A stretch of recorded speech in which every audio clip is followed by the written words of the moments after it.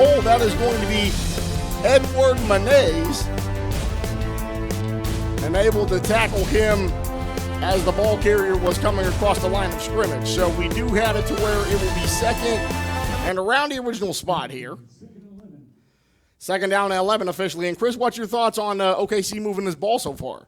Well, that's what you're going to see here in the first quarter is just articulation, getting those plays out first, making sure that there's some success on your first drive. Those are key points right now against a defense that, quite honestly, did a great job last week against the Wichita Skyhawks.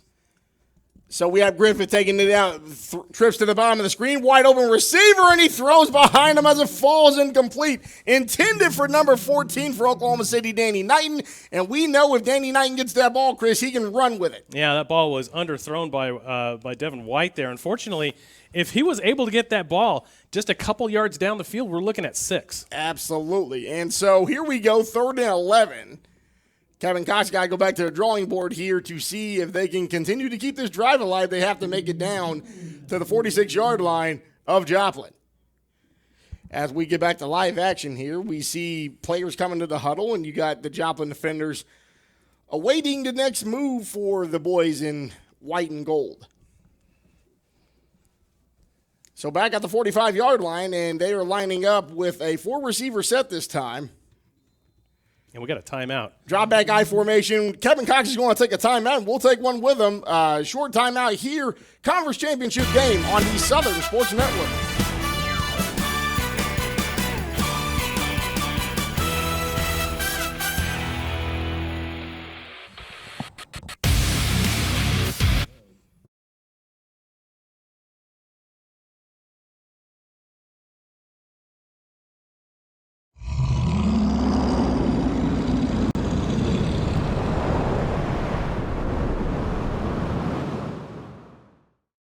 Mowing your yard just got easier.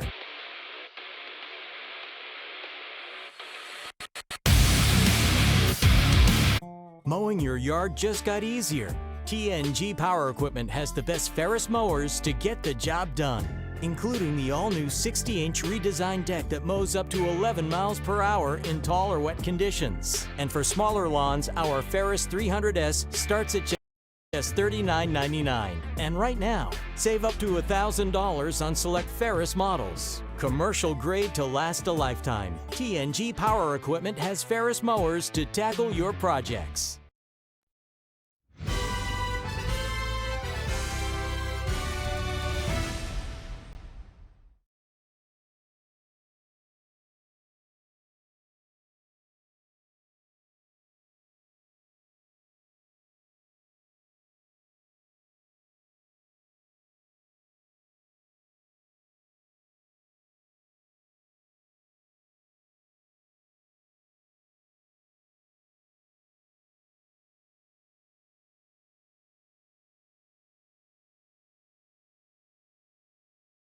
Seeing on the replay is it's slow replay here is you can see he's coming back, but that ball was just a little bit off. I mean, and I don't know if that route was cut too early or if he just had to get that ball out, but that shouldn't have been there.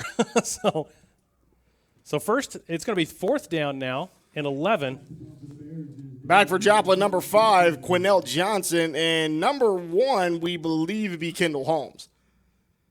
Punting for Oklahoma City, be number 22. That will be David Goodson, a.k.a. Legatron, semi-pro veteran here in the Oklahoma City metro area. He was kicking 53 to 55-yarders in pregame.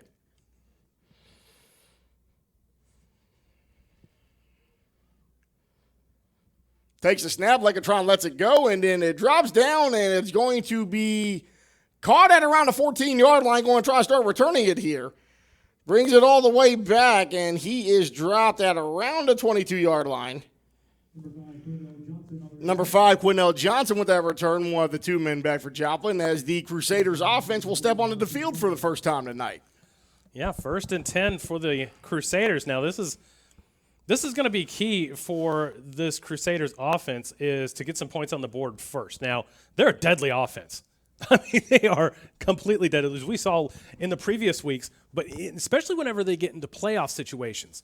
They're a lot like the football equivalent to me of the old San Antonio Spurs. You know, they'll mess around a little bit in the regular season, but they're built for playoff football. And here they are, the defending champions, on their first drive.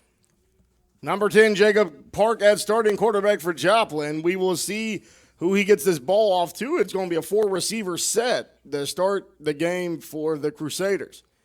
Now there's going to be a false start coming from number 90 on the offensive line. Got a little bit of an early start there. So number 90 here, that's Lamontia Powell. He's going to be going back a little bit. And then we see that Joplin will have a 5-yard penalty starting 1st and 15 here for tonight's game from the 17-yard line. Got to pay attention to that snap count. Well, I think it being 91 degrees outside may have a little bit something to do with it as well.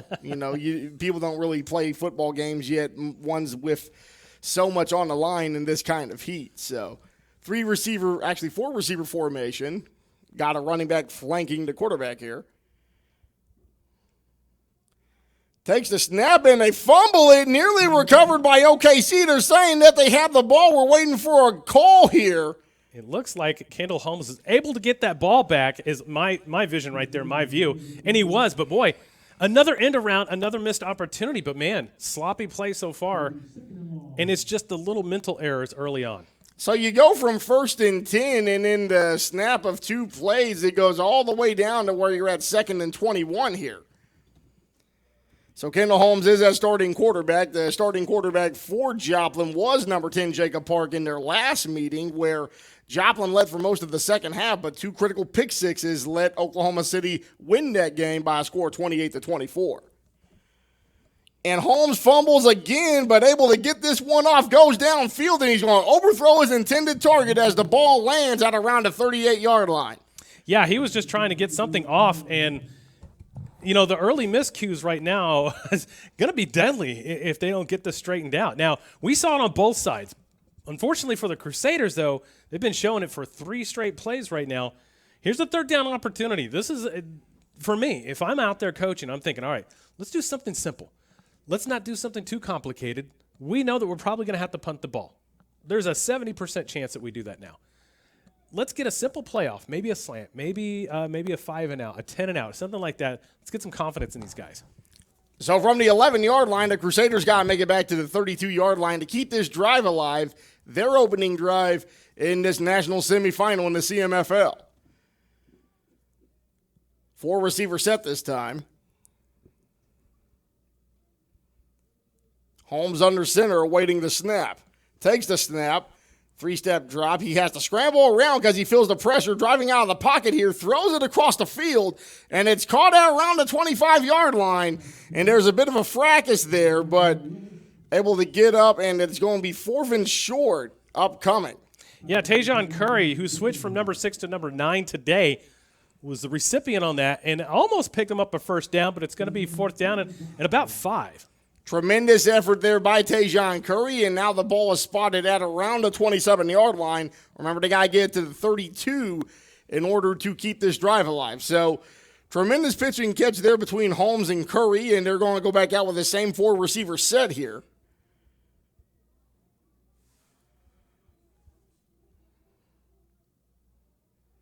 Holmes takes the snap. He's got the pressure coming from his corner pocket, able to get it off, and it's caught. Wonder if it's enough for the 1st down. It's caught by number 7, Daquan Johnson. They are moving the change for a Joplin 1st down. And so the Crusaders get their first down, and they had to do it the hard way, Chris. Absolutely they did. As you can see it on the super slow replay right here, as they are trying to get it off. You can see that there was a key block right there from Elliott Hawkins that was able to buy him at least another half a second to a second right there to get that ball off. Crucial block in the backfield. So Crusaders now have the ball 1st and 10 from the 35-yard line, and for them to get 22 yards and make all that up after the early penalty and the early loss of yardage is crucial here. Holmes gets rid of it. It's caught at the 32, breaks a tackle as he's able to sprint out, and there's a couple of Bears that are going to bring him down at around the 39-yard line, and it looks like the first tackle was made by number 45 for the Bears. That is Andy Navarro. And Curry, again, was able to make something out of nothing. Fancy footwork there, of course, bought him a few yards when he could have been behind the line for a loss. So ball now spotted at the 40-yard line, and we do have Joplin on the move. Gain of 5 yards there on that reception. Just waiting for Holmes and company to come out of the pocket. The 2023 reigning, defending, undisputed CMFL champions trying to make it back to the title game here in St. Louis if they can pick up a win and what would be considered an upset over OKC, who beat them earlier this season in Joplin. We got a flag on the play. We do have a flag, and we're waiting for the referee to determine what it is. It is a false start against the Crusaders. They're going to go back 5 yards this time. Yeah, that coming in from the back judge. Anytime that back judge throws that flag, you know it's going to be either a hold or it's going to be a false start. Those two you can definitely think. Now, being that there is no play yet, pretty powerful deduction right there. You can pretty much guess. So Crusaders shooting themselves in the foot once again after it looked like they were starting to get the momentum moving forward. It takes them back to the 35-yard line. And so this one is going to be 10 yards to go on second down, and we have another penalty flag that should go out here. Pass thrown for the intended target. It was going to be for number 0, Tyrone Johnson. Falls incomplete there as Holmes is unable to find his intended target, going to 3rd down and 10. No flag on that play as it was timed. You know, the defensive players were watching that snap right there, and that's what took him. Now, of course, the snap count might have been something different, but that center released that ball, and that was it. Center released the ball, and we have a pretty decent crowd for 91-degree weather here just after 6 p.m. Tonight's MC is our own LaShawn Pryor down there doing some great work. Shout out to LaShawn doing work with Nexstar Media at KFOR here in Oklahoma City. And back to live action, we got Kendall making it all the way to the 40-yard line. There's going to be a penalty flag coming from the backside, though, Chris. If I'm a betting man, I'm saying this is a hold. And if that's a hold, that's going to bring it back another 5 yards. Be Joplin shooting themselves in the foot again here in the opening minutes of this first quarter. Yeah, that's definitely going against the Crusaders, which it looks like all indications is going to be a hold, and it is confirmed. Brag them up another 10 yards, actually, for that holding call. And if you're Kendall Holmes, you're like, what do I got to do? Because you were 3rd down and 22, almost dead to rights, and you bring them back to get a first down, and now you're in another situation where it's going to be 3rd down and 10+. Well, for Kendall Holmes, that's really nothing new, and honestly, he seems to perform better when he gets in those sticky situations, but if you're a Crusader, you're like, no, we got to get this thing going. We got to get some continuity here because you don't want to give the ball back to the Bears. So 3rd down and 19, you're at the 26-yard line. You have to make it to the 45, and we have a timeout on the field. We'll take one with them. Be right back. Scoreless game here on SSN. Mowing your yard just got easier. TNG Power Equipment has the best Ferris mowers to get the job done, including the all-new 60-inch redesigned deck that mows up to 11 miles per hour in tall or wet conditions. And for smaller lawns, our Ferris 300S starts at just $39.99. And right now, save up to $1,000 on select Ferris models. Commercial grade to last a lifetime. TNG Power Equipment has Ferris mowers to tackle your projects.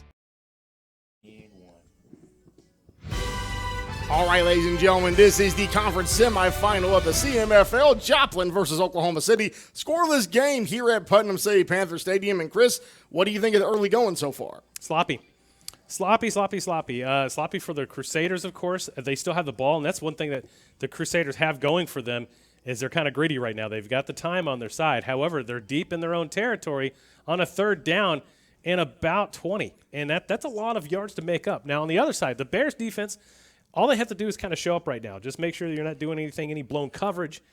Offensively for the Bears, they got to get some continuity going. Defensively for the Crusaders, keep doing what you're doing.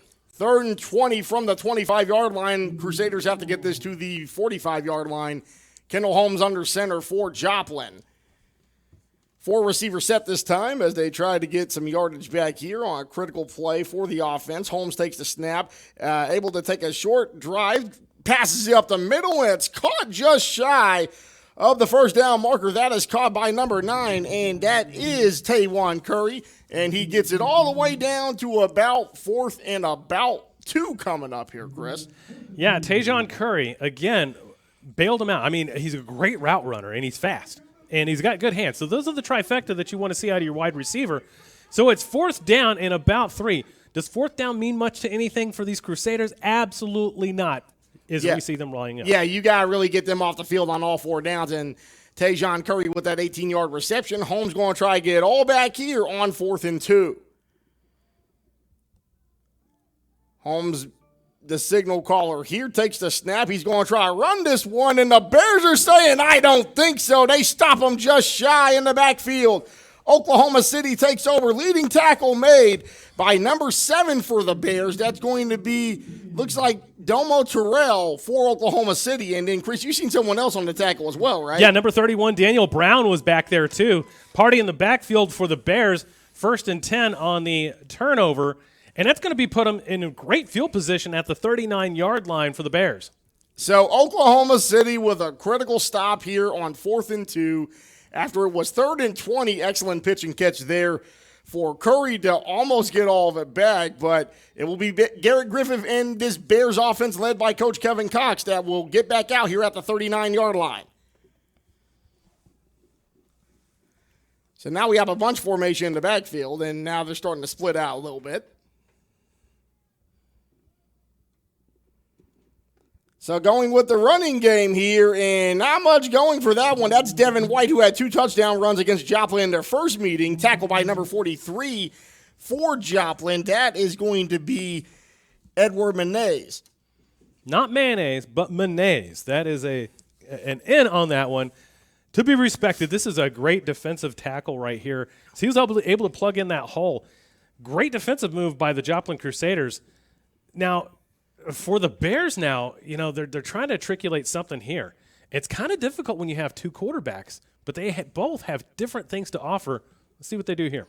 Both different styles here. They're going to go back with Griffith, and he nearly escapes a sack there. Looking downfield, gets rid of it, and it's caught in between 3 Joplin defenders. Excellent pitch and catch there made for Oklahoma City. Grabbed by number 14. That is Danny Knighton. Danny Knighton looked like he almost had the touchdown reception earlier. Hey, another great wide receiver. You're seeing between these 2 teams, 2 of the best wide receivers in the entire league, in the Central Midwest Football League. Danny Knighton and Tajon Curry. This is going to be a battle of the ages. Yeah, battle of alpha male receivers there. Whichever one is able to get out in space more will provide a better chance of victory for their team. Trips to the bottom of the screen here for Oklahoma City. Going with the running game that's now stumbling, bumbling, and still on his feet and still carrying tacklers with him. Breaks a tackle and still going. It takes 5 Joplin defenders to bring down the running back. That is Tay Moore for Oklahoma City, and it moves the change for the Bears. Check this out. This is big-time football right here. You know what this reminds me of? Barry Sanders? No. This right here, this little push-off right here, beast mode. Marshawn Lynch right there. 1st down and 10 off of that push. Reset, get back into there. Well, he stepped away from the tackle, and that's the part that kind of reminded me of Barry Sanders, where he gathered space a little bit, because that's something Barry would do back in his days at Detroit. Well, we got trips to the bottom of the screen, Mike. Trips to the bottom of the screen. You got Griffith lined up under center, going back with the running game here up the middle. First one to get there is number 51 for Joplin. That is going to be Josh Laval. And they drag him back a little bit back to the original line of scrimmage, Chris. Well, one thing, there's a difference in style of offensive play between these 2 teams. Oklahoma City has always been a run-first type of team. They are a pound it. They're going to find it on the outside, the inside. They're going to reserve some passing for a little bit later. They're trying to open it for play action. Whereas, of course, Joplin, they don't care. They're going to pass on every down if they have to. So, a difference in offense, and it's really fun to see out of both teams. Yeah, traditional running game versus more of a West Coast setup that Joplin has. And then we do got trips receivers down to the bottom of the screen again for the Bears. Griffith looking for an open receiver, goes up top. And we have a grab for a touchdown. Oklahoma City, and he mossed him, ladies and gentlemen. Number 17, Malik Earl with the reception. Big time play, as you can see it on the slow-mo replay.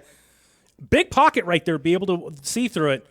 As we're getting it, he was double covered, and he still mossed him. Yeah, led up over the defender, got both his hands on the pigskin, and Oklahoma City with the first touchdown of tonight's contest. As we got the wrong thing up there, but it's for Joplin. 6-0. 6-0 Oklahoma City, and then we have 3:20 remaining here in the opening quarter. As they're going to say, is that on the offense? Looks like it might be coming back, Chris. Yeah, it looks like we're going to have to take the points off the board here. Very unfortunate because that was a spectacular catch made by Malik Earl. Yeah, I think they got him on the push-off.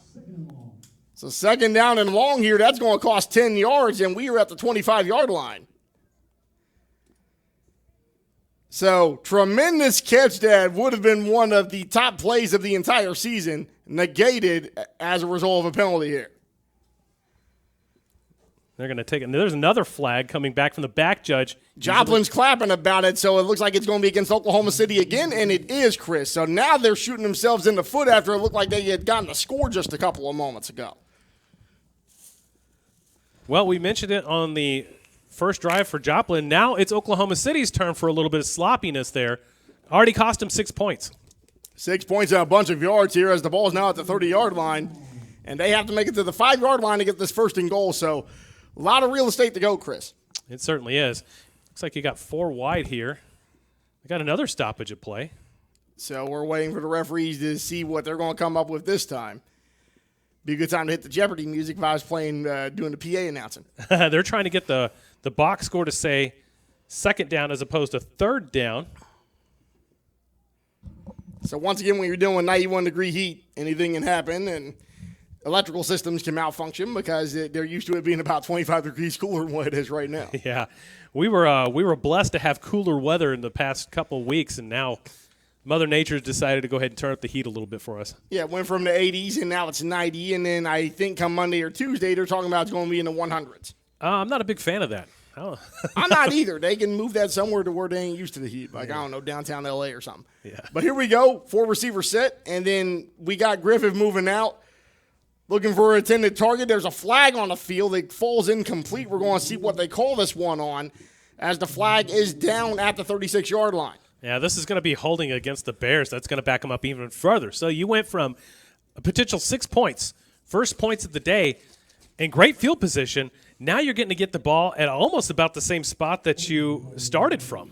Yeah, now you have 3 penalties on your last 4 plays, and you're now in a situation where, again, a lot of it could be the heat. A lot of it could just be I know mental mistakes can play a lot when you have consecutive penalties like this, but it's not uncommon to see at this level of football either. Absolutely. Line to gain is going to be at the 5-yard line. So let's see where this ball is placed to see how many yards can we make it. So from the 44-yard line, they have to go 39 yards to get the first down, Chris. Great quick math there, Mike. So 39 yards, man, that's a lot to cover, and especially on 2nd down. Griffith still under center. We got trips to the top of the screen here. Looks like a 4-receiver set, but they have an extra tight end. And then we got Griffith feeling the pressure on the corner, and he's escaping, throws it, overthrows it, nearly intercepted. And OKC not looking as sharp as they did during the first portion of this drive when they were coming downfield. No, not at all. Not at all. I mean, there's not much really to say except for, they're kind of lost their focus. Couple of penalties that really just done it in for them. And really just dropped all the momentum altogether, again, at the 39-yard line. And we do see it's going to be 3rd down and 39. Got to get to the 5 to make this 1st and goal. Not saying it can't happen, but, given the way the momentum is going, it looks very difficult at this point. So we got the Bears breaking the huddle as we are getting back to this football game here. And we do get back here, and we see where Griffith takes the snap. He's got the pressure coming, escapes it, throws it downfield. Wide open receiver, able to run, and brought down inside the 20. There's a fumble on the field. He recovers it, and that could have been disastrous, Chris, but it was recovered by Spencer Howard there, able to get down to the 20-yard line, and we'll see it here on the SSN replay. Yeah, I mean, he's trying to find something happen. He tries to split the difference. 3 guys come back in and try to strip that ball. They were successful, except for Spencer was just right on it. So 4th down at the 20-yard line. That should bring up Legatron, if I'm a betting man, which there he is, number 22 on the field. Goodson, the semi-pro veteran who, like we said, was hitting 53 to 55-yarders in the pregame here. This one is going to be a 37-yard attempt. Got to remember, you got to account for the extra 10 yards there in the end zone. So 37-yard attempt by David Goodson right down the middle. We shall see if he knocks it in. He's got about a 7-mile-an-hour headwind. It's up, it's down to Turnpike, and it is good. Oklahoma City gets the first points of tonight's game with about 1:51 remaining in the opening quarter. So 37-yard field goal by David Goodson. We will take a 30-second break and be right back in this CMFL semifinal on the Southern Sports Network.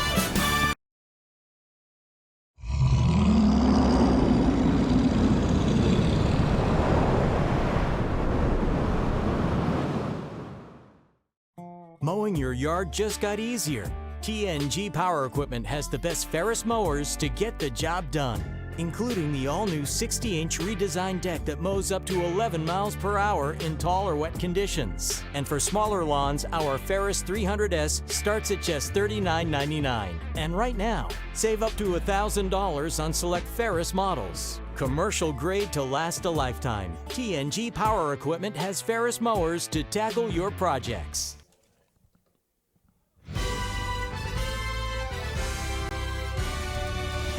David Goodson hits the 37-yard field goal to put Oklahoma City on top. Bears lead 3-0, 1:51 remaining in this opening quarter. Mike Stewart, Chris Dotson, bringing this CMFL National Semi-Pro semifinal to you on the Southern Sports Network. And what do you think of that last drive, Chris? A little bit sloppy toward the end, right? Oh, extremely sloppy, but they were able to get some good, crucial yards back to get the first points of the day on the board, which is great. I mean, again, though, for the Crusader defense now, it's a good gimme right there. You know, you'd rather have 3 than 7, especially in the field position that they had, and they could have had a touchdown if it wasn't for the push-off foul. And if it wasn't for that push-off, he would have had one of the most spectacular catches in the entire CMFL this season, where we had Malik Earl with that. Looked like he lost his defender there. This ball goes out of bounds at around the 16-yard line, and that will be a legal procedure penalty where Joplin will be able to get the ball, I believe, at the 25.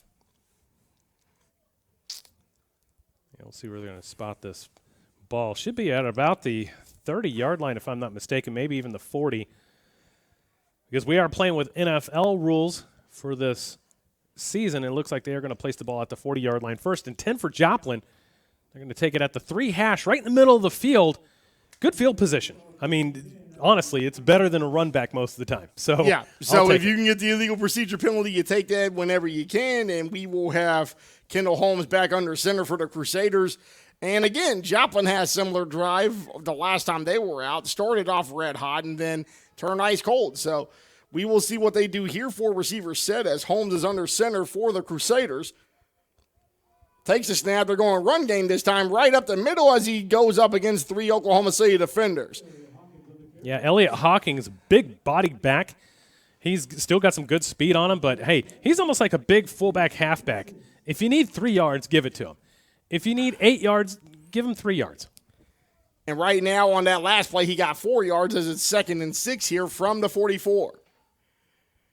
They go back to Hawkins. He's going to go straight up the middle, get a first down and more as those chains are going to move for the defending CMFL champions.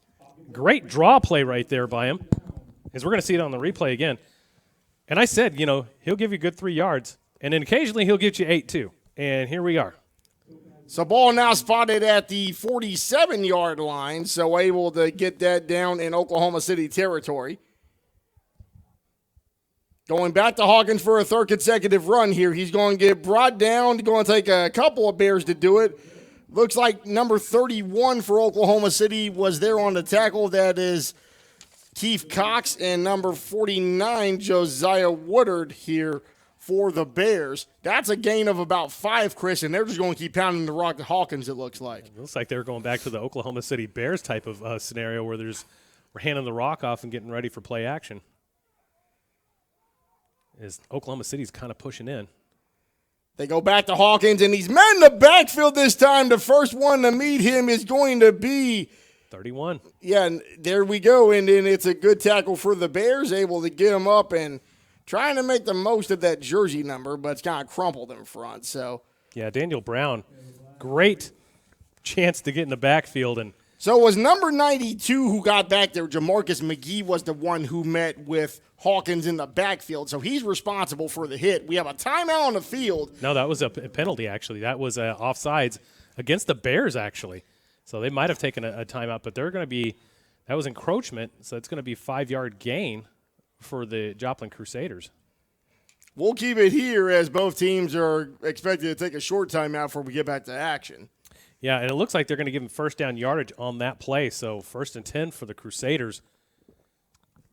And what is at the end of the first quarter, actually, Mike? So we're going to shift the field here. So Oklahoma City 3, Joplin Crusaders nothing, and we will start the second quarter when we come right back. CMFL semifinal on the Southern Sports Network.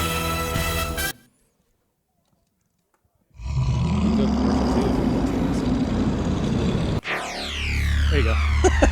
You have other commercials. Yeah. Nestled in the heart of Baxter Springs, Missouri, Don't the worry. Little Brick Inn stands as a testament to local charm and genuine hospitality. As a locally owned establishment, we take pride in offering a unique and cozy retreat for our guests. To reserve your room, visit littlebrickinn.com. All right, ladies and gentlemen, we are back. Second quarter action about to get underway here at Putnam City Panther Stadium in Northwest Oklahoma City. Mike Stewart with the CEO, the boss of the Southern Sports Network, Chris Dotson. As Joplin is on the move, that penalty gave him an extra 5 yards, and we are now first down and 10 from the 37-yard line. 4 receivers set here for Kendall Holmes, running the offense for Joplin, the defending 2023 CMFL champions.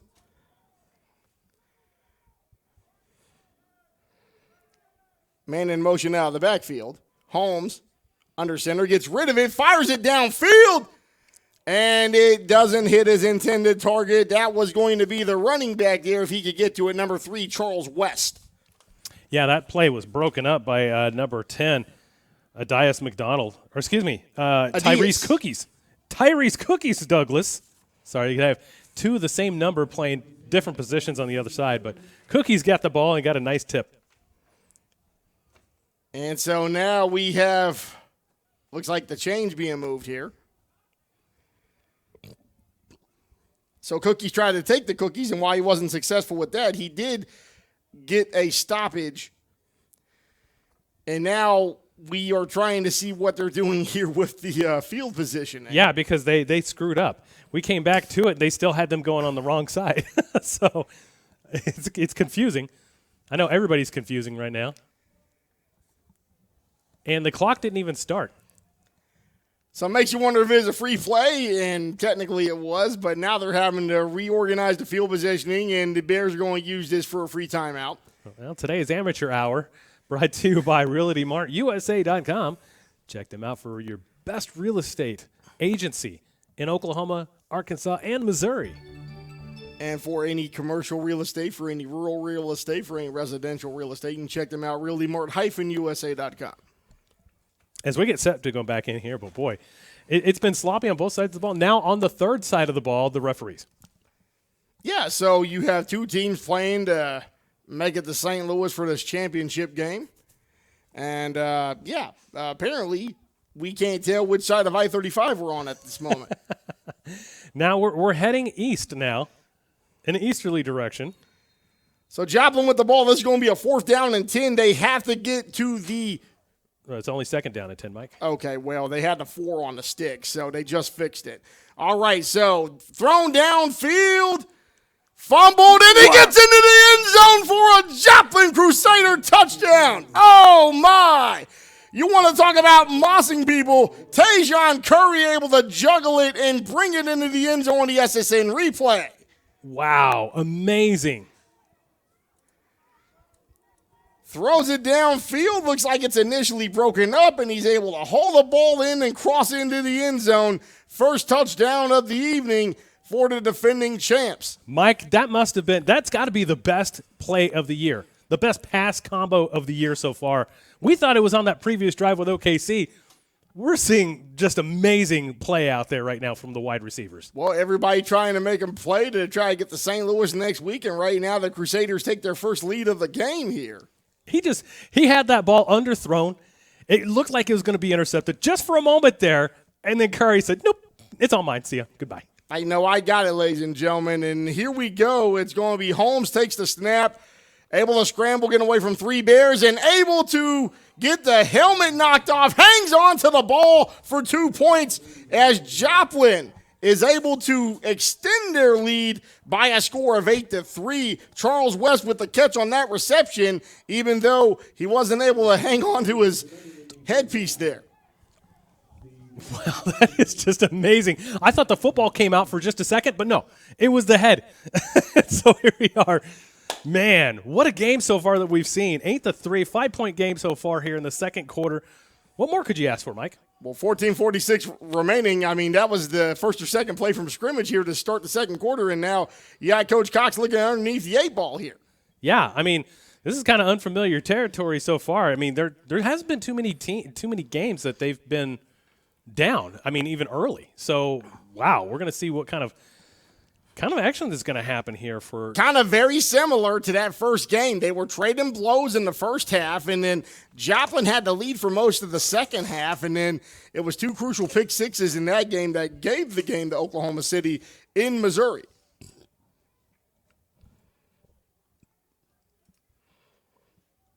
Joplin ready to kick this ball off here.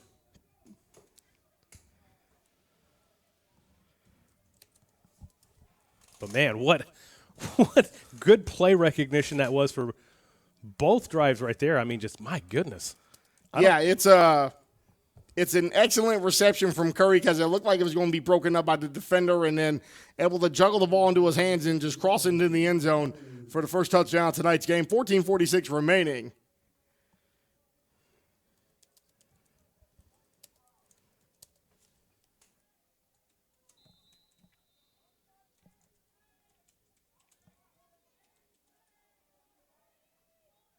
We are just waiting for this game to get back online here.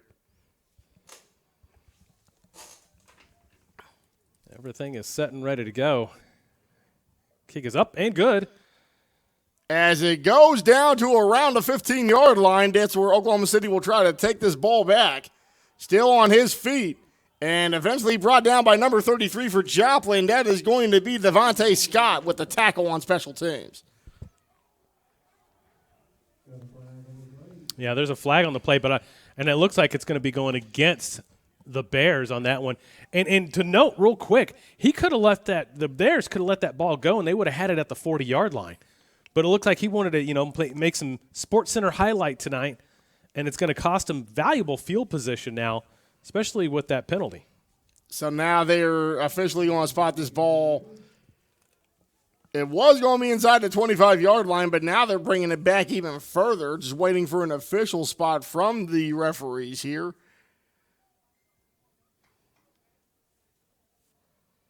As we're waiting for them to determine final field position here. 10-yard lines look like where they're going to spot it at, Mike. So they're rolling out past the 10, and it'll be first and 10 for the Bears at the 17-yard line. So the PA, LaShawn, is saying that it's at the 17, but they're going back even further, so it does look like the 10, Chris. Yeah, they are going to sit them at the 10. 3-hash first and 10 for the Bears. Let's see what kind of drive that they can put together here. They got trips to the bottom of the screen. So trips to the bottom of the screen as we look to get back to a big running play here for the Bears. That's going to be putting them out around the 15 or 16-yard line on the carry.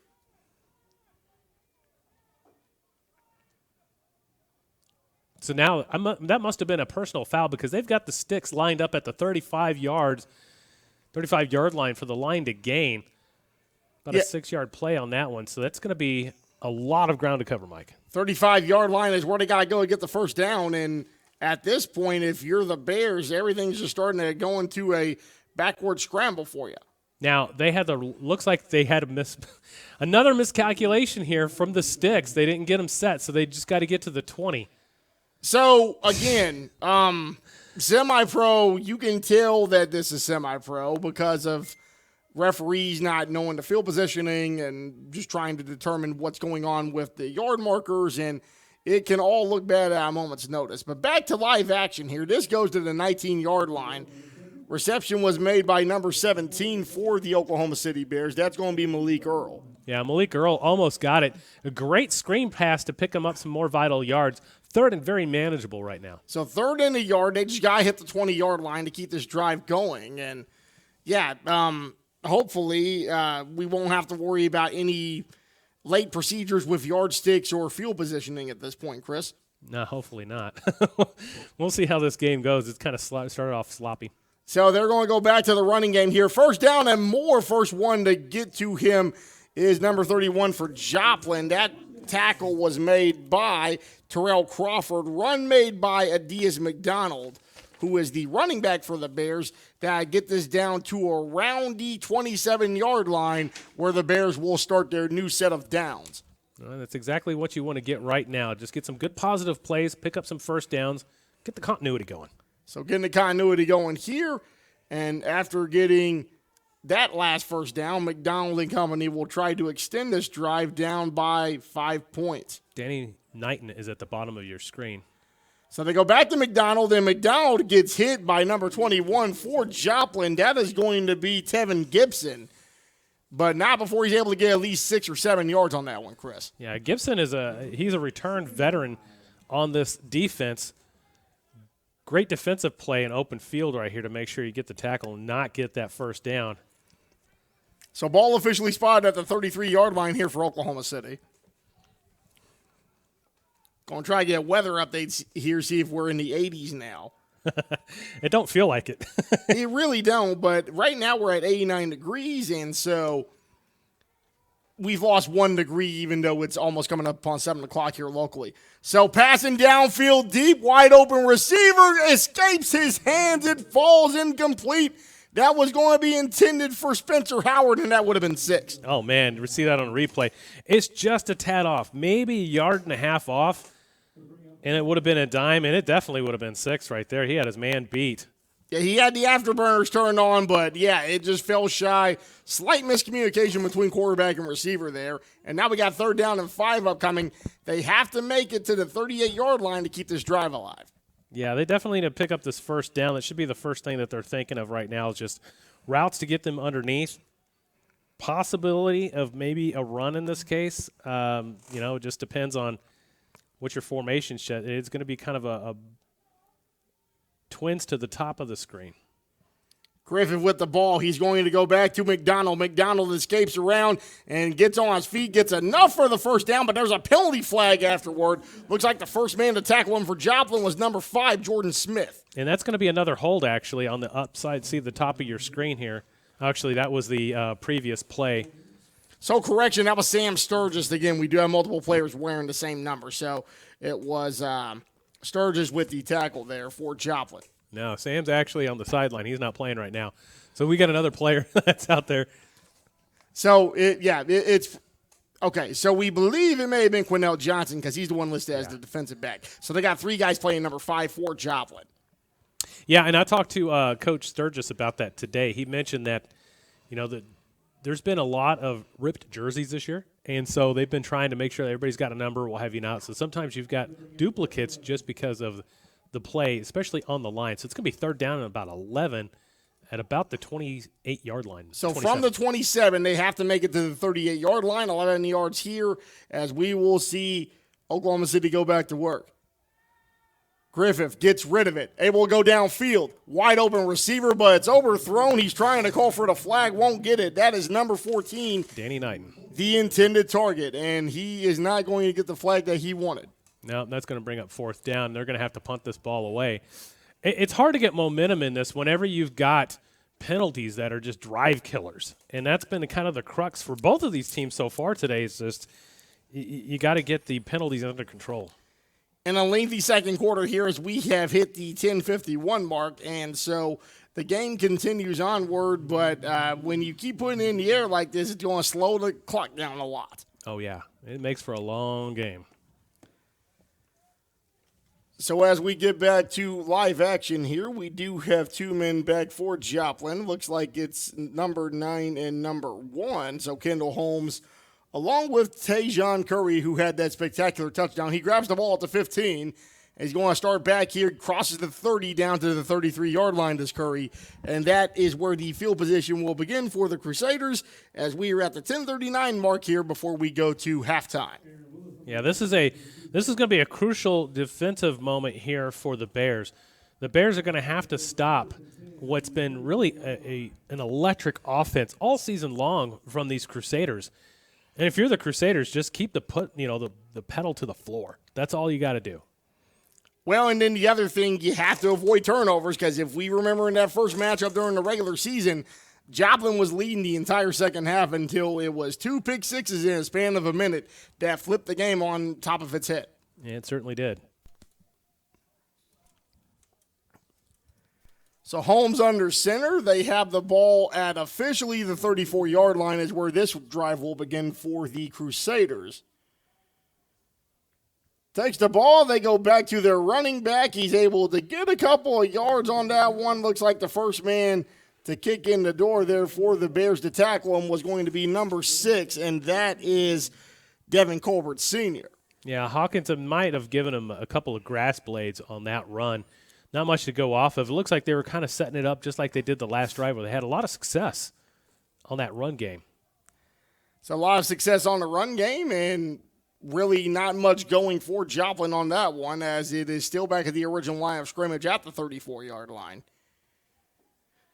Crusaders looking to extend this 5-point lead of 8-3 as we just hit under the 10-minute mark here before we go to halftime. Holmes gets rid of it, goes to the intended target. It's caught as he gets outside to around the 44-yard line. Great reception to stay in traffic, and that's Curry again. Tajon Curry with the 45-yard touchdown catch, the first one of the game so far. And it looks like it's enough to move the chains. Curry's just trying to make himself MVP of this game, honestly. He has got some athleticism that is hard to see, hard to find, especially at this level. So they officially rule him out at the 46, although I thought just from looking at it in real time, it looks like he went out at the 45, but maybe he was able to extend the ball and get the chains moving for an extra yard or so. But after that first touchdown we saw, Chris, it wouldn't surprise me if he did. Yeah. All you have to do is just reach the ball out. 4 receiver set this time, and we got Holmes under center. He's got the pressure coming from both sides, and he's down for a sack. First one to touch him is going to be number 6 again for Oklahoma City, as we got Devin Colbert able to make the most of his opportunities there on the defensive end. Yeah, let's take a look at this line. And they were trying to get him on the outside, just bull rushing right there. They were just able to beat the outside guys, take care of the tackles, and unfortunately nowhere to go. So Colbert able to make consecutive sacks here, or consecutive negative plays to say the least, as they officially put this ball at the 36-yard line. So now we are looking at a situation where it's coming up on, we have 2nd down and 20 here, Chris. Yeah, and typically, in those plays, the last play that we saw, Holmes is able to get to the outside, but it looks like he kind of got tripped up by the carpet monster. Yeah, if you get tripped up by the carpet monster, you got the men rushing you. Could always be a bad situation. Holmes running up the middle. He's got the pressure coming up on him, but he's able to escape multiple defenders and hit hard by number 21 for Oklahoma City. That was a slobber knocker, to quote the legendary Jim Ross. Dominique Berry coming up from his defensive back position to lay the wood. Berry, a very veteran. I mean, he used to play back in the OMFL days. Look at this. He just kind of comes up and he does wrap him. And it was not helmet-to-helmet contact. That was a great textbook move right there to stop him for what could have been big yards. So could have been big yards. They're able to limit it to about 6 or 7. It's going to be 3rd and 13 here. Bears want to get this ball back, try to see if they can get one more offensive opportunity before we end the second half here, or the first half here, go to halftime, late in the second quarter.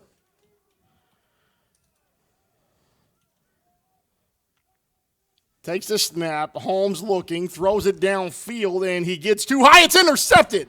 He can't hang on to the ball. We thought it was intercepted. It's incomplete, out of bounds. Excellent pass break up there for Oklahoma City. Heads-up play by both teams, actually. So here we are, 4th down. What could have been and should have been a turnover. We got some laundry on the field, and that was against the Joplin Crusaders, and it was declined by the Bears, so it's going to bring up 4th down. Bears wanting to get that ball back, try to see if they can get into the end zone before the first half's over. Absolutely. Stops the clock at 7:29 left to go here in this first half, and it's been kind of a sloppy play, but this is sometimes you get to expect something like this. Honestly, you got two teams that are honestly two of the best here in this league going at it. And what could have been the CMFL championship game if it wasn't for the conferences. But we'll see how everything goes. There's going to be a quick timeout here. Hey, I want to stay with you real quick. Mike, we got to look up the score real quick for the Missouri Cyclones game. They're playing on the Missouri Cyclones YouTube page if you're watching in right now. We'll try to keep you up to date on the scores, but if you want to take a quick look over there and see what they got going on. The Central Illinois Cougars. Yeah, so we're going to try to get you that score from YouTube real quick. It is the Missouri Cyclones YouTube page, and we will try to get you that score here in just a moment. But if you did want to check that out, they do have that over there as we are trying to get pulled up as we speak. Yeah, and that one's going to be a pretty darn good game. I think, honestly, the Cougars, they have a possibility of an upset today.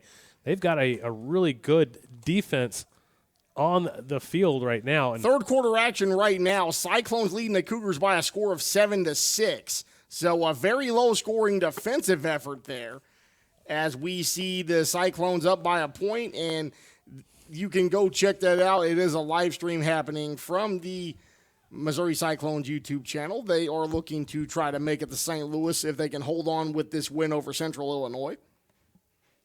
The winner of that game will be facing off the winner of this game here next week in Kansas City at St. Pius X Catholic School, which is it's a great location. I visited during February and just real easy access off the interstate. Really cool. So we have a fumble here, and it doesn't matter who recovers it. Oklahoma City's going to have it inside the 30-yard line. There's a penalty flag being thrown because there was a little bit of a fracas afterward. Yeah, it was a good snap. It just wasn't seen in and wasn't able to secure it. That ball's just out for a while. So a big disastrous play on special teams for the Crusaders. It comes at a very inopportune time. And Oklahoma City, if they play their cards right, could very well get the lead back here. Now, that was a personal foul, it looks like, what they're going to call. Initially, it looked like that they were signaling for somebody had pushed a player down. And it looks like it's going to go against Joplin now. And that's going to give them an extra 15 points on top of the turnover. Not good if you're a Crusader. So the turnover was already inside the 30-yard line, Chris, and now they're going to bring this down to what you said. It'd be inside the 15, and the best field position of the night for the Bears at this point.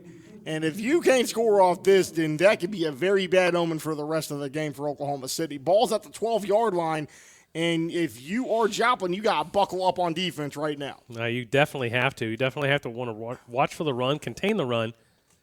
But they are 4 wide right now. Doesn't really mean much, as they could definitely call a draw play. Looks like the Crusaders are up. Griffith under center. They're going to go with the run game up the middle here, and then it looks like they went to their run package with number 21, Dominic Berry, up the middle. Yeah, so it's typical of this Bears offense that they'll spread you wide and still run. So 2-yard gain on that one. And you can take your time on this one. You got plenty of clock on this. Do whatever you want to. Just make sure you don't turn the ball over. So they officially had this at the 10-yard line. Gain of 2 there on that play.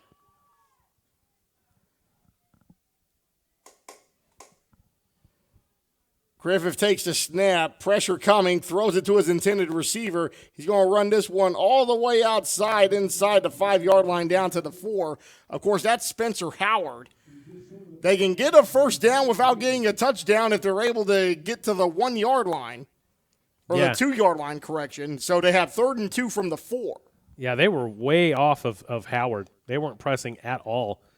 And that's how you're able to pick up a quick 6 yards. And third down and extremely manageable. 3rd down and 2. I mean, the calls right here are limitless.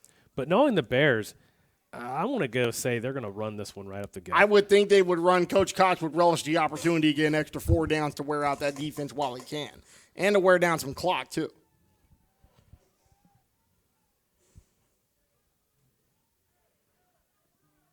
So they toss it to the running back. He's going to go down, and did he cross Touchdown. the plane?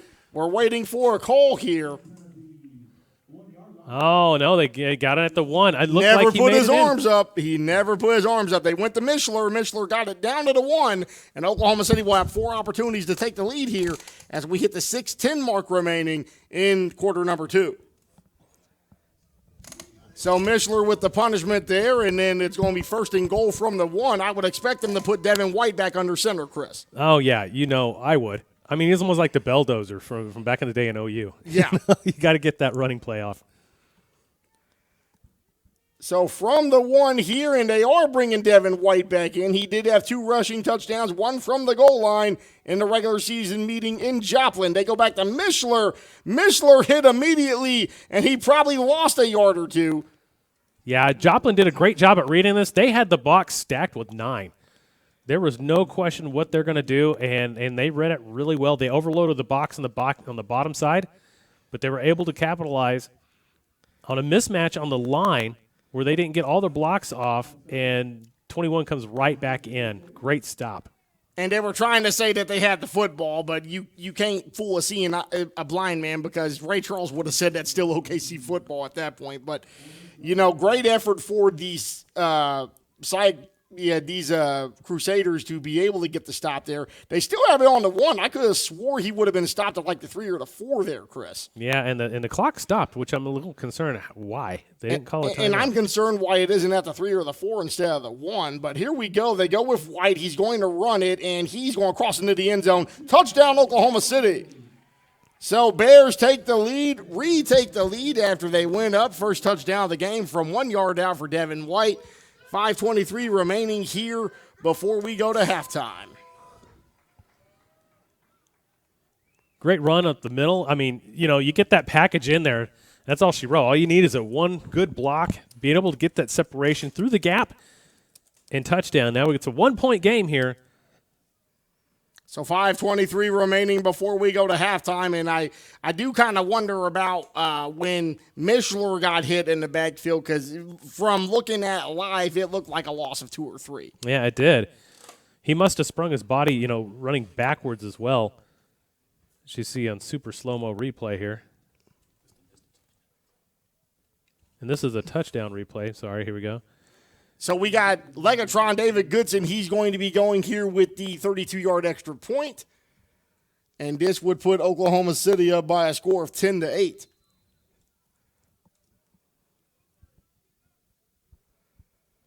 Ball down, kick is up, down the turnpike, and it is good. Oklahoma City extends their lead by 2 points over Joplin. Score is 10-8.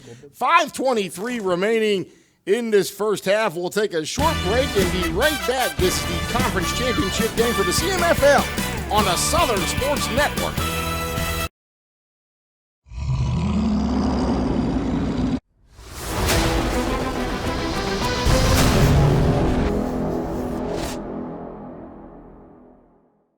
I can feel the warmth deep down in my bones. I know that I am home. I miss him too.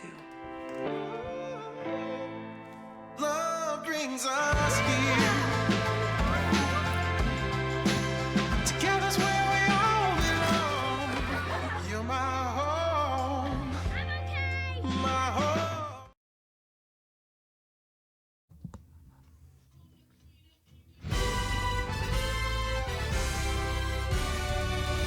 So Mike Stewart, Chris Dotson back here on the Southern Sports Network. Oklahoma City takes their second lead of the game, snatching it back from the defending CMFL champion Joplin Crusaders. 5:23 remaining before we go to the halftime intermission. And that was just about a bad turnover, and the Bears hopped on and took advantage. Yeah, what we're seeing is kind of sloppy play on both sides, but both teams taking advantage of it. 2-point game. So we're still at 7-6. Cyclones over Cougars late in the third quarter here, and we have a very good kickoff return that is still on his feet, able to bring this all the way back. That's Curry, and Curry able to get down to the 1 yard line. Wow, what a run. Look at this again. they're going to mark him short. But, man, look at the blocks that he had downfield. He eludes a blocker that was kind of a shoestring tackle. He gets some good blocks, cuts his body, and twists back around, able to pick up a few more yards on this one, gets it down to about the 2-yard line, or the 1-yard line is where they're going to place him at the 5 hash. Great return. Tajon Curry with the 2 biggest plays for the Joplin Crusaders with the 47-yard touchdown catch. And now with this kickoff return all the way to the 1, first down and goal for the defending champions. Look for Elliott Hawkins up the middle. That would not surprise me. 3 receivers set, trips to the bottom of the screen for the Crusaders. They got a man up top here.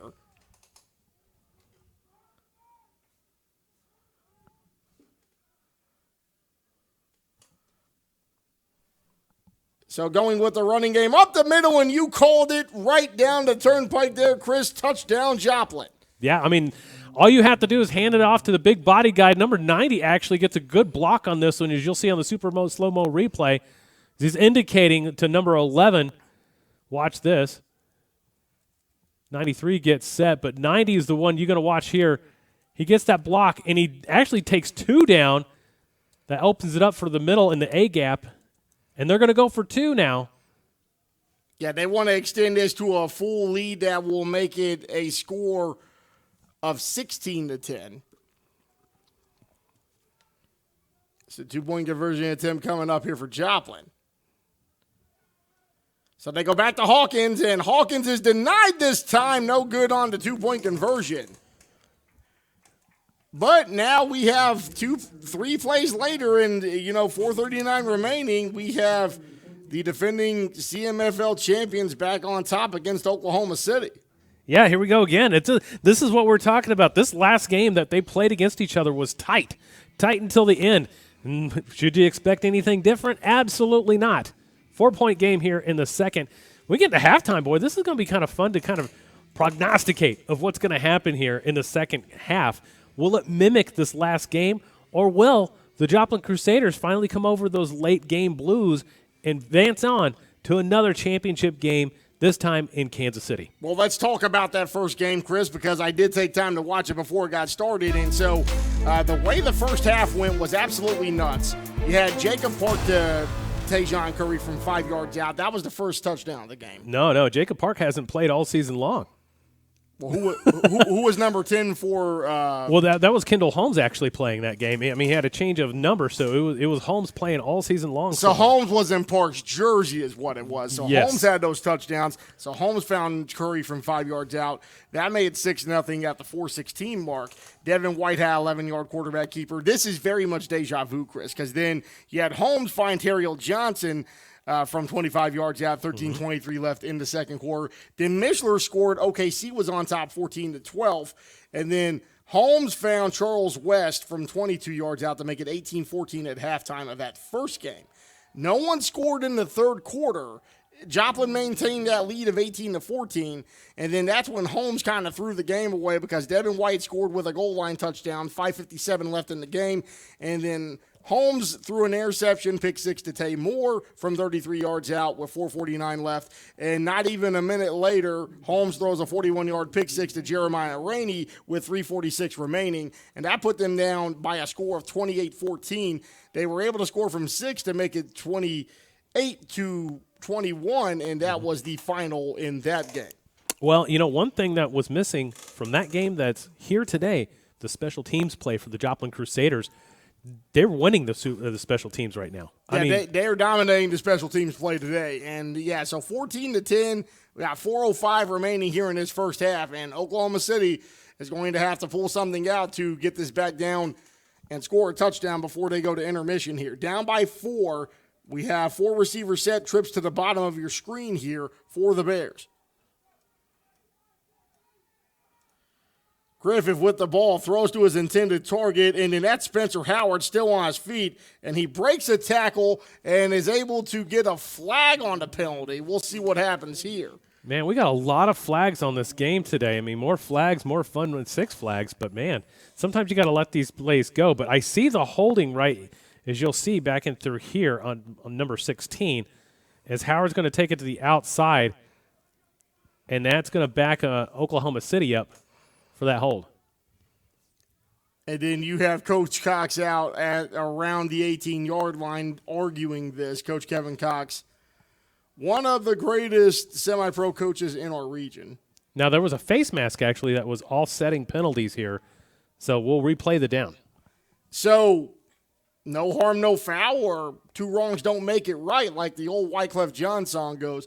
But we will do a mulligan. Yeah, we're going to get a mulligan here. First down and 10. Starting at the 4.5 hash mark. So no change in the other semifinal. We got the Missouri Cyclones still up 7-6 in the third quarter there. Looks like 4th down and 3 opportunity coming up. We'll give you an update on that one after the halftime intermission here, just 10 minutes after 7 p.m. here in Oklahoma City.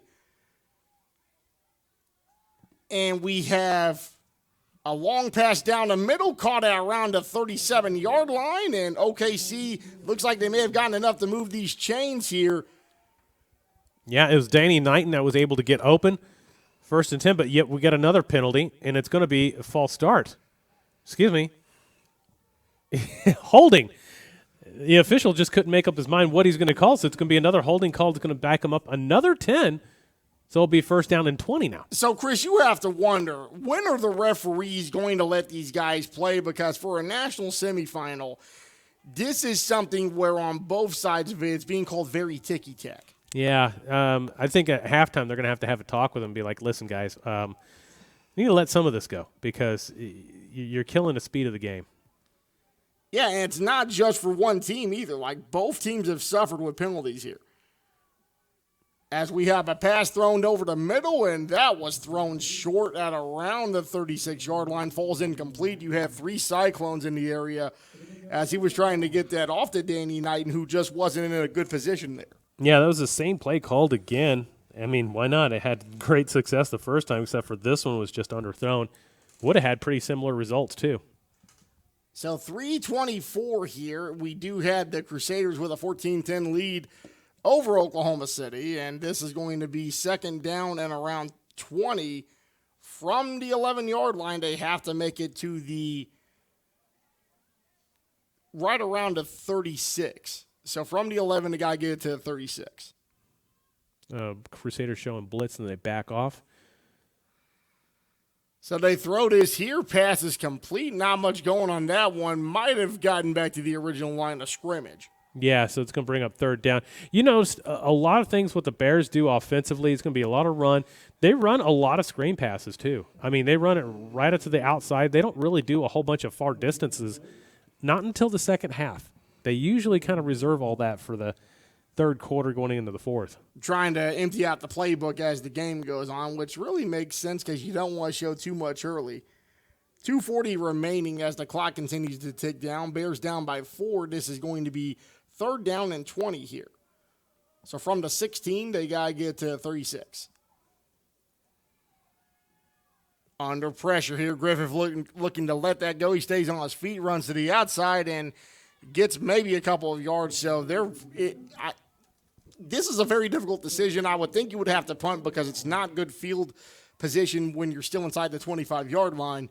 But I know Coach Cox can be a bit of a gambler, but I can't see him gambling this early. No, he's not going to. You can see Legatron out there, number 22, is just getting ready to go. And it's the right call because, honestly, that last play, Griffin had nobody downfield to look at. So that's why he just decided to run out of bounds.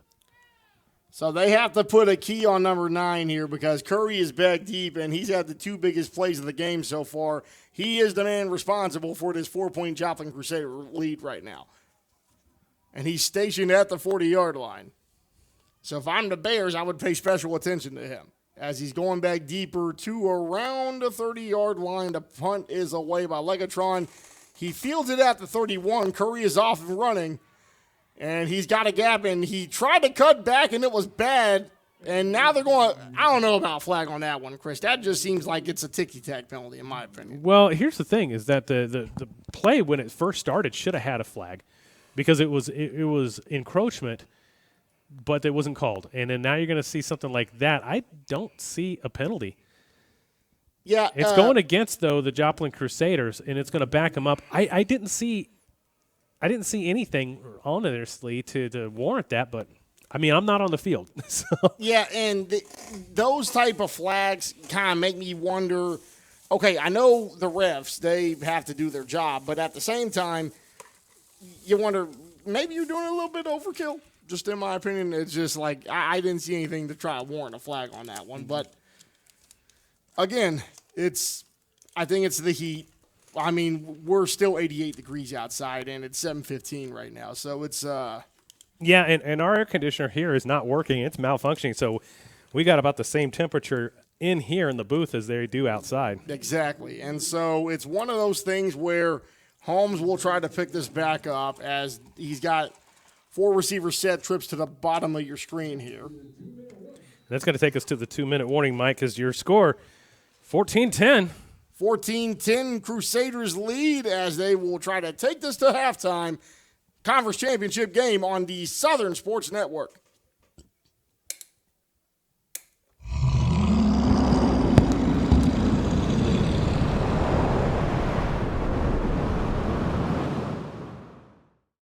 Mowing your yard.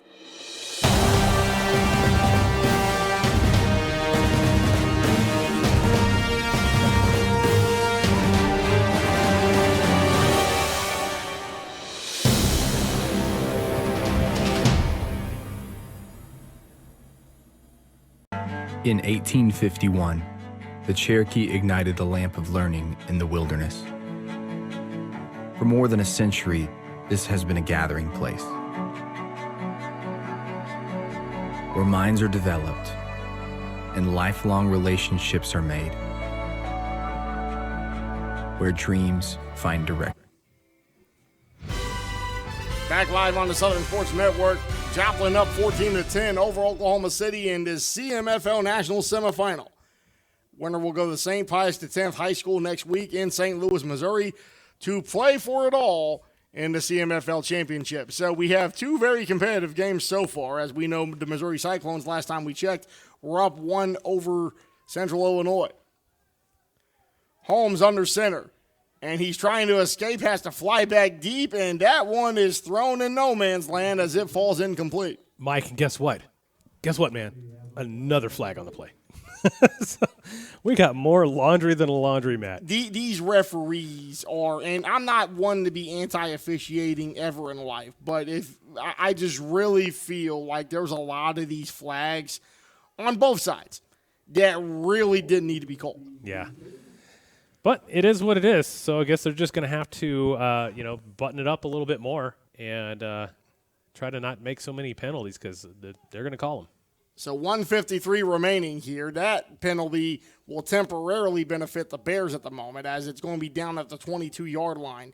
They have to make this to the 48 to get the first down. So you're looking at around 26 yards or so that they will have to get in order to convert this here. Will the defending CMFL champions. 4 receiver set for Holmes. He takes the ball. Holmes throws it, and it's caught right at around the original line of scrimmage, trying to get the speed going there, but the aggression from the Bears is not allowing it, as that is going to be caught by number 3, who is Charles West. Yeah, the Bears have just got too much speed on the defense to be played like that. Wichita last week was a little bit slower, so the Crusaders were able to really just exploit that. Different ball game today, and this is definitely going to be a juggernaut. So 4 receiver set, trips to the bottom as we got Holmes trying to run out. He's nearly sacked here, and he will go down in the back by another flag. And this is starting to really irritate trying to watch the game if you're a fan. I'm trying to figure out what that flag was reason. Like, what was the reasoning behind that one, Chris? Well, we're going to find out because I didn't see anything there. Of course, there was a big pile in the scrum. Could it be a face mask or could it be holding? It's got to be one of those two. As we're getting the call in now. Face mask against the Bears, which will give first down and 10 for the Crusaders. So breathing new life back into this. And I'm beginning to wonder, because, I'm not trying to be a conspiracy theorist here, but you hear about get-back calls, like calls that may have been potentially missed, and then a couple plays later they may be called as like a get-back call from what happened earlier. It just feels like there's more of those than normal in this game. And, again, it's not a one-team thing. It's both sides because that one was against Oklahoma City. Well, they don't have the chains in the correct spot, nor do they have the proper down marker, as it should be first down and 10. And it looks like the Crusaders are going to have a word. They're going to say, hey, wait a minute. If that's a face mask, that's a personal foul. Personal fouls are 15 yards. Automatic first down in the NFL rules. And this is where throwing flags with callous disregard. This is where throwing flags with callous disregard ruins the momentum and speed of a game. Yeah. And it's not just for the players. It's the players, it's the coaches, it's the fans, it's people calling the game like us. We can notice it, and if we can notice it, it does a very, very poor job of trying to make the game watchable. Holmes with the ball, 4 receiver set, throws it to Curry. Curry catches it at the 45, breaks the first tackle before he gets down to the 48. Yep, so 58 seconds left to go. Curry gets the first down. The clock does not stop. Great recognition and great way to get his body back into that ball and to secure it to get that first down. 45 seconds and counting here as Joplin's going to go back with a 5 receiver set, trips to the top of the screen this time. Kendall Holmes under center. Yeah, they could have called timeout here, but Holmes under pressure. He's going to get sacked by multiple Bears there. The first man to get to him, waiting for him to get up out of the pile here. Yeah, the clock continues to run. They're not calling a timeout. So looks like number 25 for Oklahoma City was the first one to get to him. Jeremiah Rainey responsible for starting that sack as we are about to tick down to less than 10 seconds here. Joplin may be content with just letting us go to the locker room, Chris. I think that's what they're going to do. So 6 seconds, 5 seconds, they're going to line up like they may go for a final play. 2 seconds, 1 second to get it off, and they try to run, but that will be the end of the opening half. The Joplin Crusaders looking to make it back-to-back trips to the CMFL championship game. They lead by 4 over the undefeated Oklahoma Bears. We will be right back with halftime on.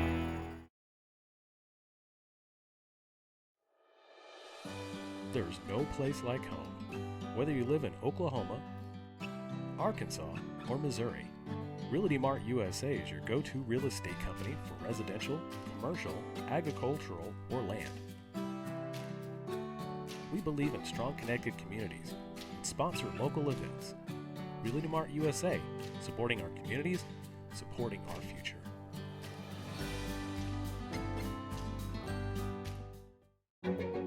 A tradition of educational excellence, more than a century in the making, continues in Broken Arrow.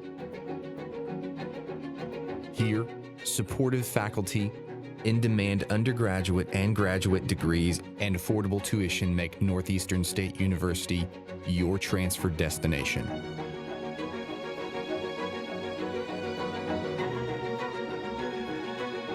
Finish what you started.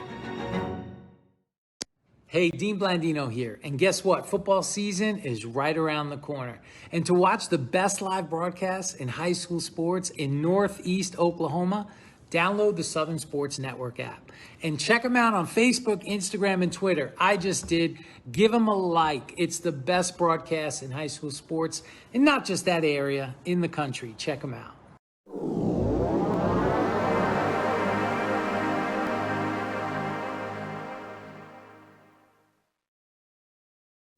Semi-Pro Saturday is brought to you in part by 950 Ways Graphics.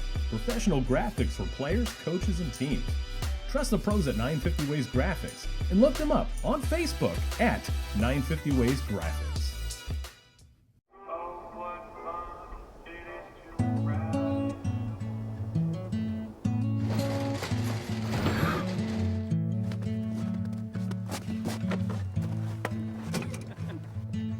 She was a good companion, eyes like the Grand Canyon. She was an American beauty. She was a long goodbye. She was the best I lived by. She was an American beauty. With her wayfarers on in the summer sun, her touch felt like a loaded gun. Wish I had held her along. Wish I had held her long.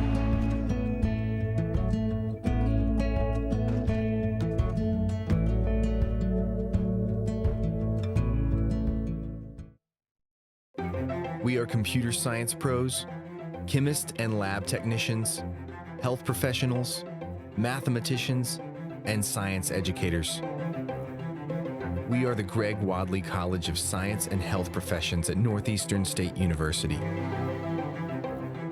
Choose from degrees in natural sciences, health and pre-health professions, mathematics and computer science, and more. Discover the possibilities at Northeastern State University. My name's Todd Harden, and I am Todd's Coffee. The reason I do this to begin with is because I really want people to experience coffee.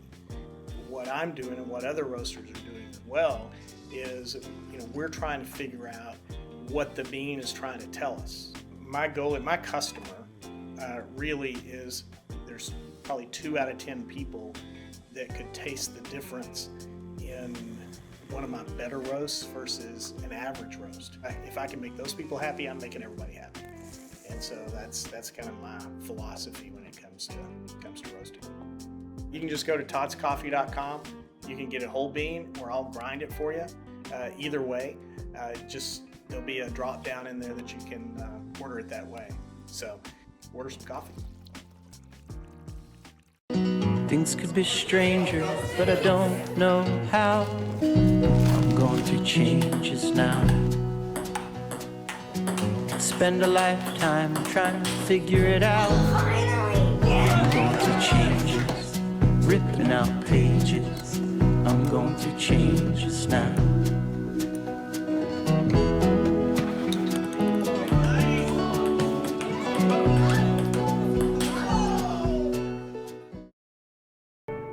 The College of Education at Northeastern State University prepares educators, mental health providers, and fitness or health professionals with undergraduate and graduate programs.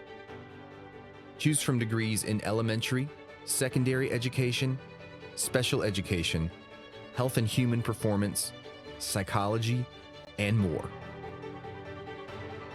Be ready from day one at Northeastern State University.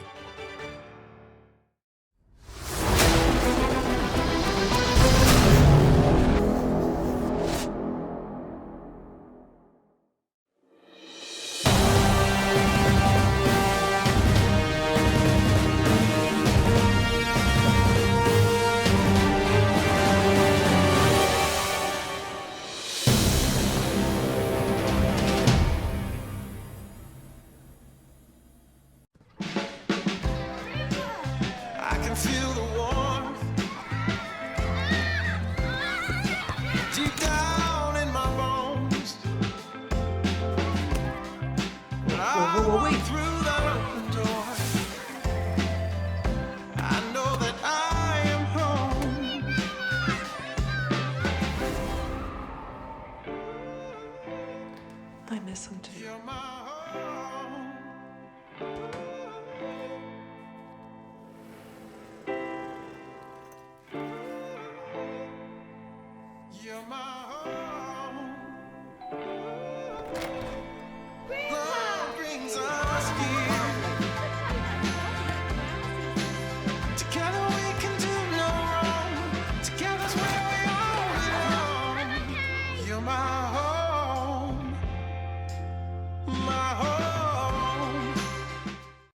Mowing your yard just got easier. TNG Power Equipment has the best Ferris mowers to get the job done, including the all-new 60-inch redesigned deck that mows up to 11 miles per hour in tall or wet conditions. And for smaller lawns, our Ferris 300S starts at just $39.99. And right now, save up to $1,000 on select Ferris models. Commercial grade to last a lifetime. TNG Power Equipment has Ferris mowers to tackle your projects. There's no place like home. Whether you live in Oklahoma, Arkansas, or Missouri, Realty Mart USA is your go-to real estate company for residential, commercial, agricultural, or land. We believe in strong connected communities and sponsor local events. Community Mart USA, supporting our communities, supporting our future.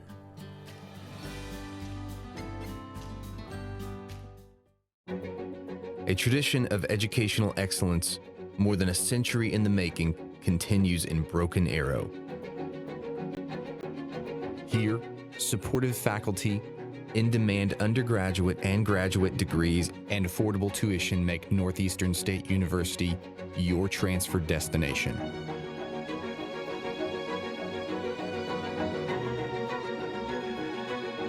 Finish what you started. Hey, Dean Blandino here. And guess what? Football season is right around the corner. And to watch the best live broadcasts in high school sports in Northeast Oklahoma, download the Southern Sports Network app. And check them out on Facebook, Instagram, and Twitter. I just did. Give them a like. It's the best broadcast in high school sports, and not just that area, in the country. Check them out.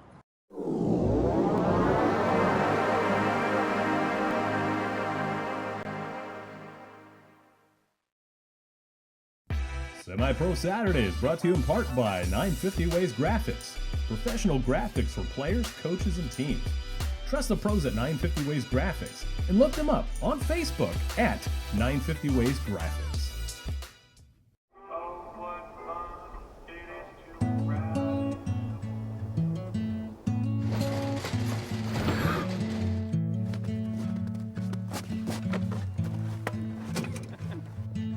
She was a good companion, eyes like the Grand Canyon. She was an American beauty.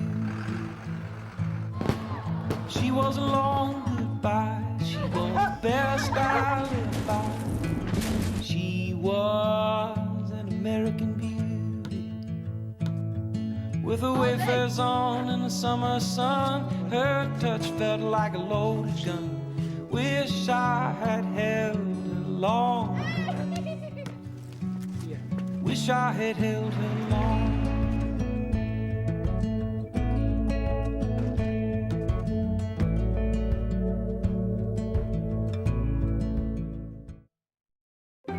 We are computer science pros, chemists and lab technicians, health professionals, mathematicians, and science educators.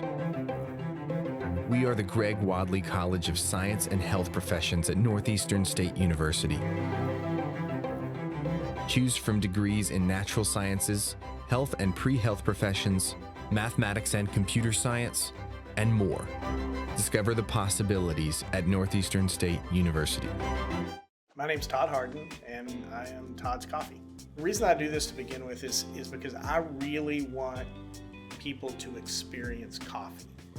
What I'm doing and what other roasters are doing as well is, we're trying to figure out what the bean is trying to tell us. My goal and my customer really is, there's probably 2 out of 10 people that could taste the difference in one of my better roasts versus an average roast. If I can make those people happy, I'm making everybody happy. And so that's kind of my philosophy when it comes to roasting. You can just go to toddscoffee.com. You can get a whole bean, or I'll grind it for you. Either way, there'll be a drop down in there that you can order it that way. So order some coffee. Things could be stranger, but I don't know how. I'm going through changes now. Spend a lifetime trying to figure it out. I'm going through changes, ripping out pages. I'm going through changes now.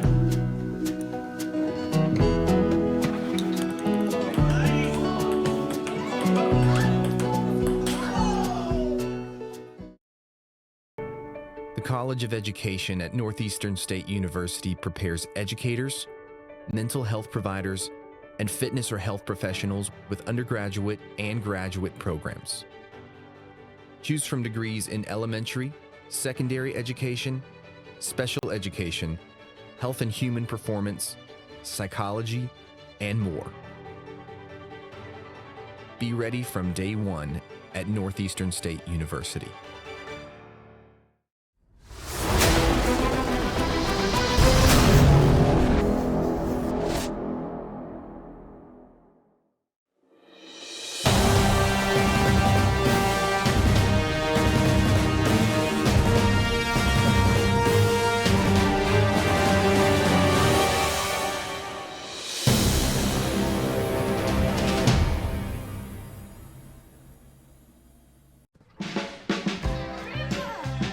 can feel the warmth deep down in my bones. When I walk through that open door, I know that I am home.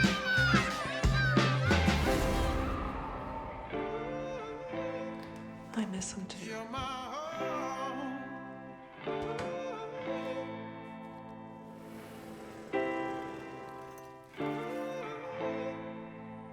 You're my home. Love brings us here. Together we can do no wrong. Together's where we all belong. You're my home. My home. Mowing your yard just got easier. TNG Power Equipment has the best Ferris mowers to get the job done, including the all-new 60-inch redesigned deck that mows up to 11 miles per hour in tall or wet conditions. And for smaller lawns, our Ferris 300S starts at just $39.99. And right now, save up to $1,000 on select Ferris models. Commercial grade to last a lifetime. TNG Power Equipment has Ferris mowers to tackle your projects. There's no place like home. Whether you live in Oklahoma, Arkansas, or Missouri, Realty Mart USA is your go-to real estate company for residential, commercial, agricultural, or land. We believe in strong connected communities and sponsor local events.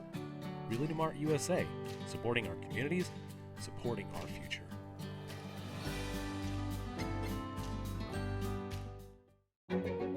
A tradition of educational excellence, more than a century in the making, continues in Broken Arrow. Here, supportive faculty, in-demand undergraduate and graduate degrees, and affordable tuition make Northeastern State University your transfer destination.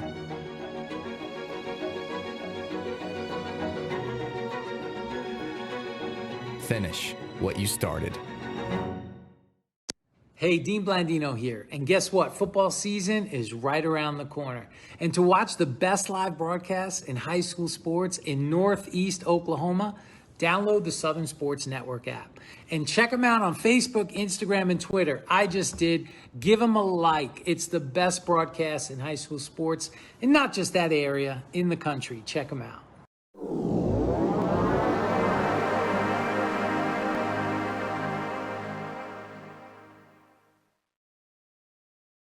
Semi-Pro Saturday is brought to you in part by 950 Ways Graphics. Professional graphics for players, coaches, and teams. Trust the pros at 950 Ways Graphics and look them up on Facebook at 950 Ways Graphics.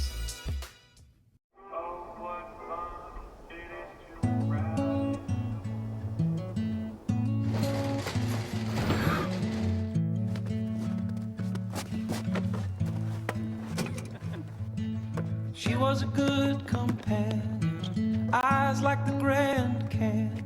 She was an American beauty. She was a long goodbye. She was the best I lived by.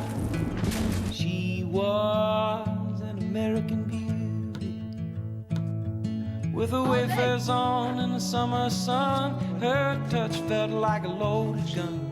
Wish I had held her long. Wish I had held her long.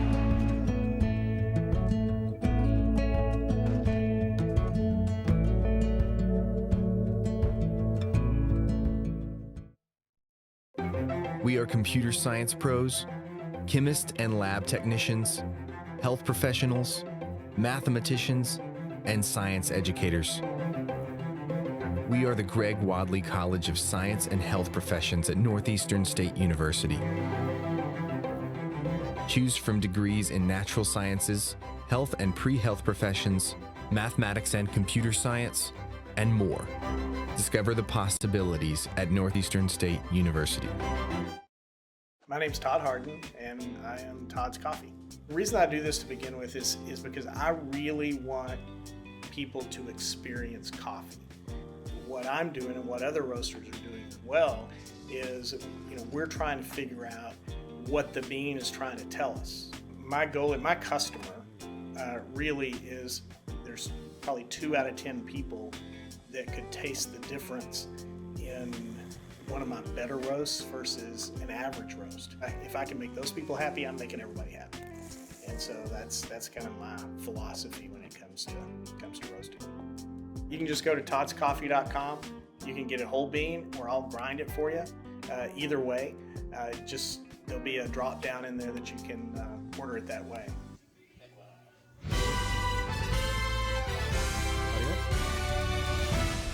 Back live on the Southern Sports Network. Coming out of halftime here, we have the winner of tonight's game going to Kansas City, Missouri at St. Pius X High School to play in the championship game of the CMFL next week. Currently, Joplin, the Crusaders, lead Oklahoma City Bears by a score of 14-10.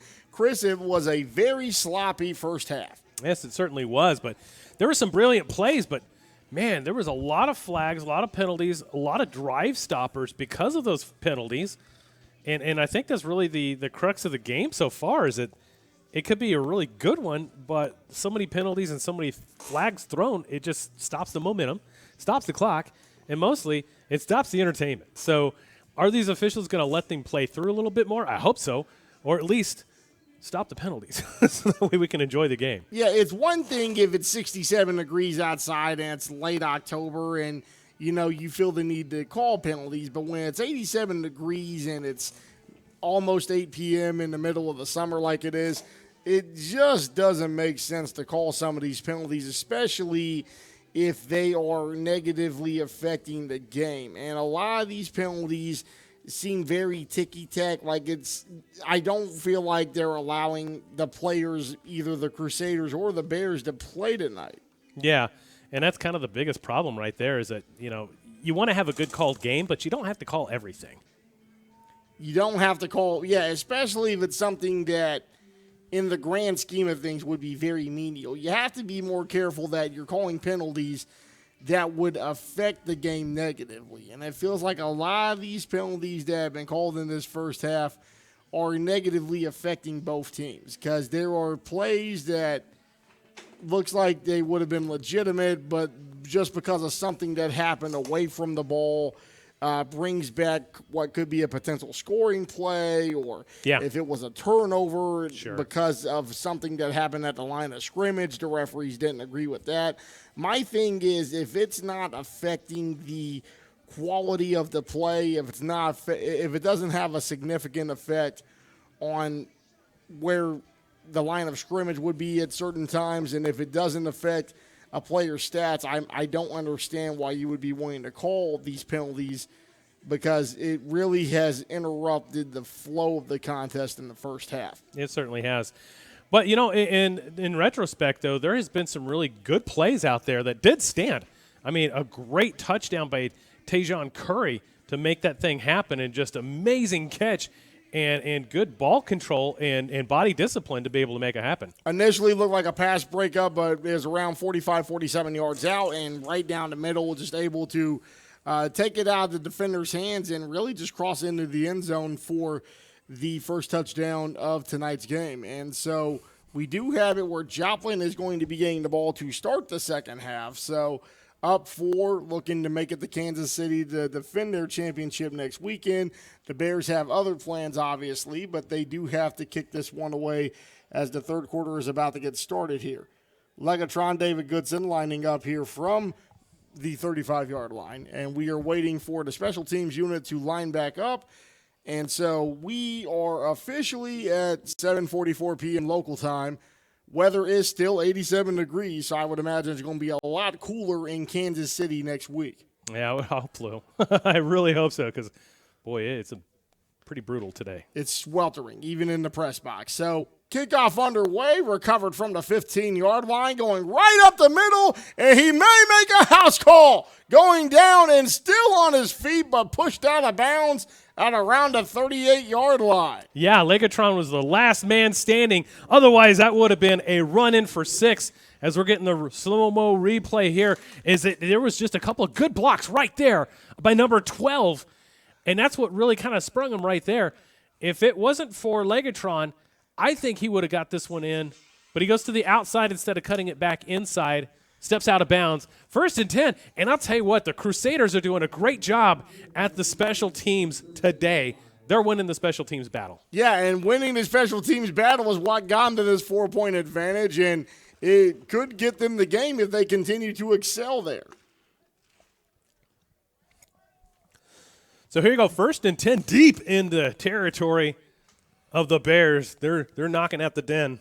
4 receiver set, and that's going to be another penalty. It's a pretty bad omen when we start the second half with a penalty.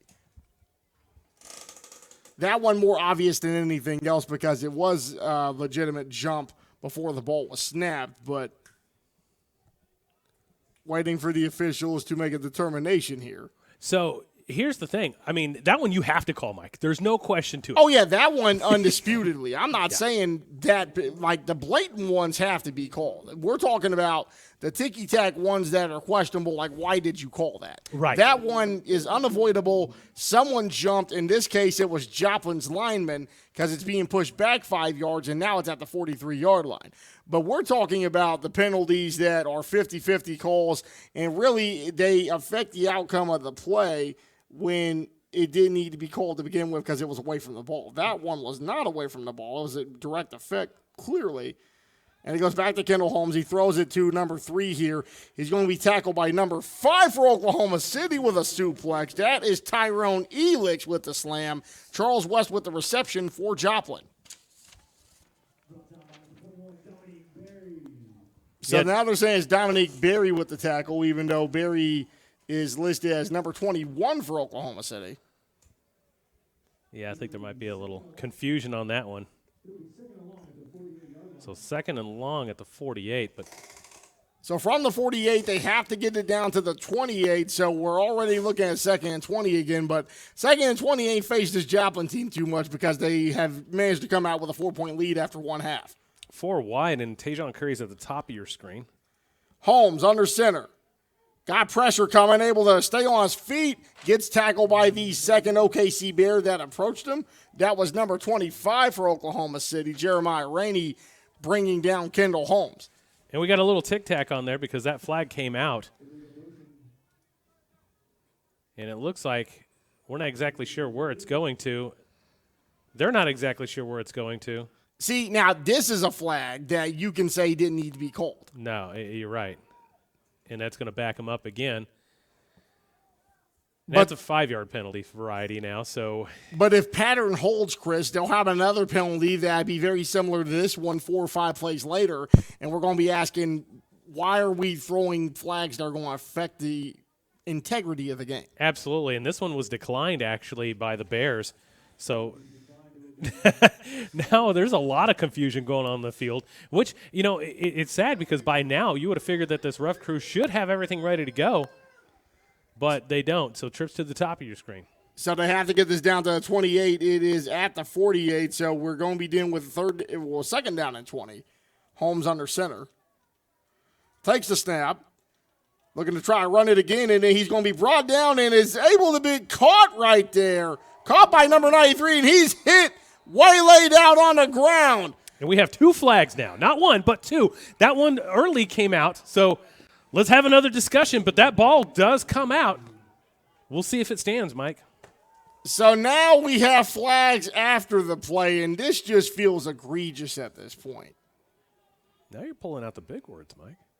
Well, if you're wanting to watch a football game, the first flag I get, but these afterward make no sense whatsoever. Yeah, it's going to be declined. It's going to be 4th down.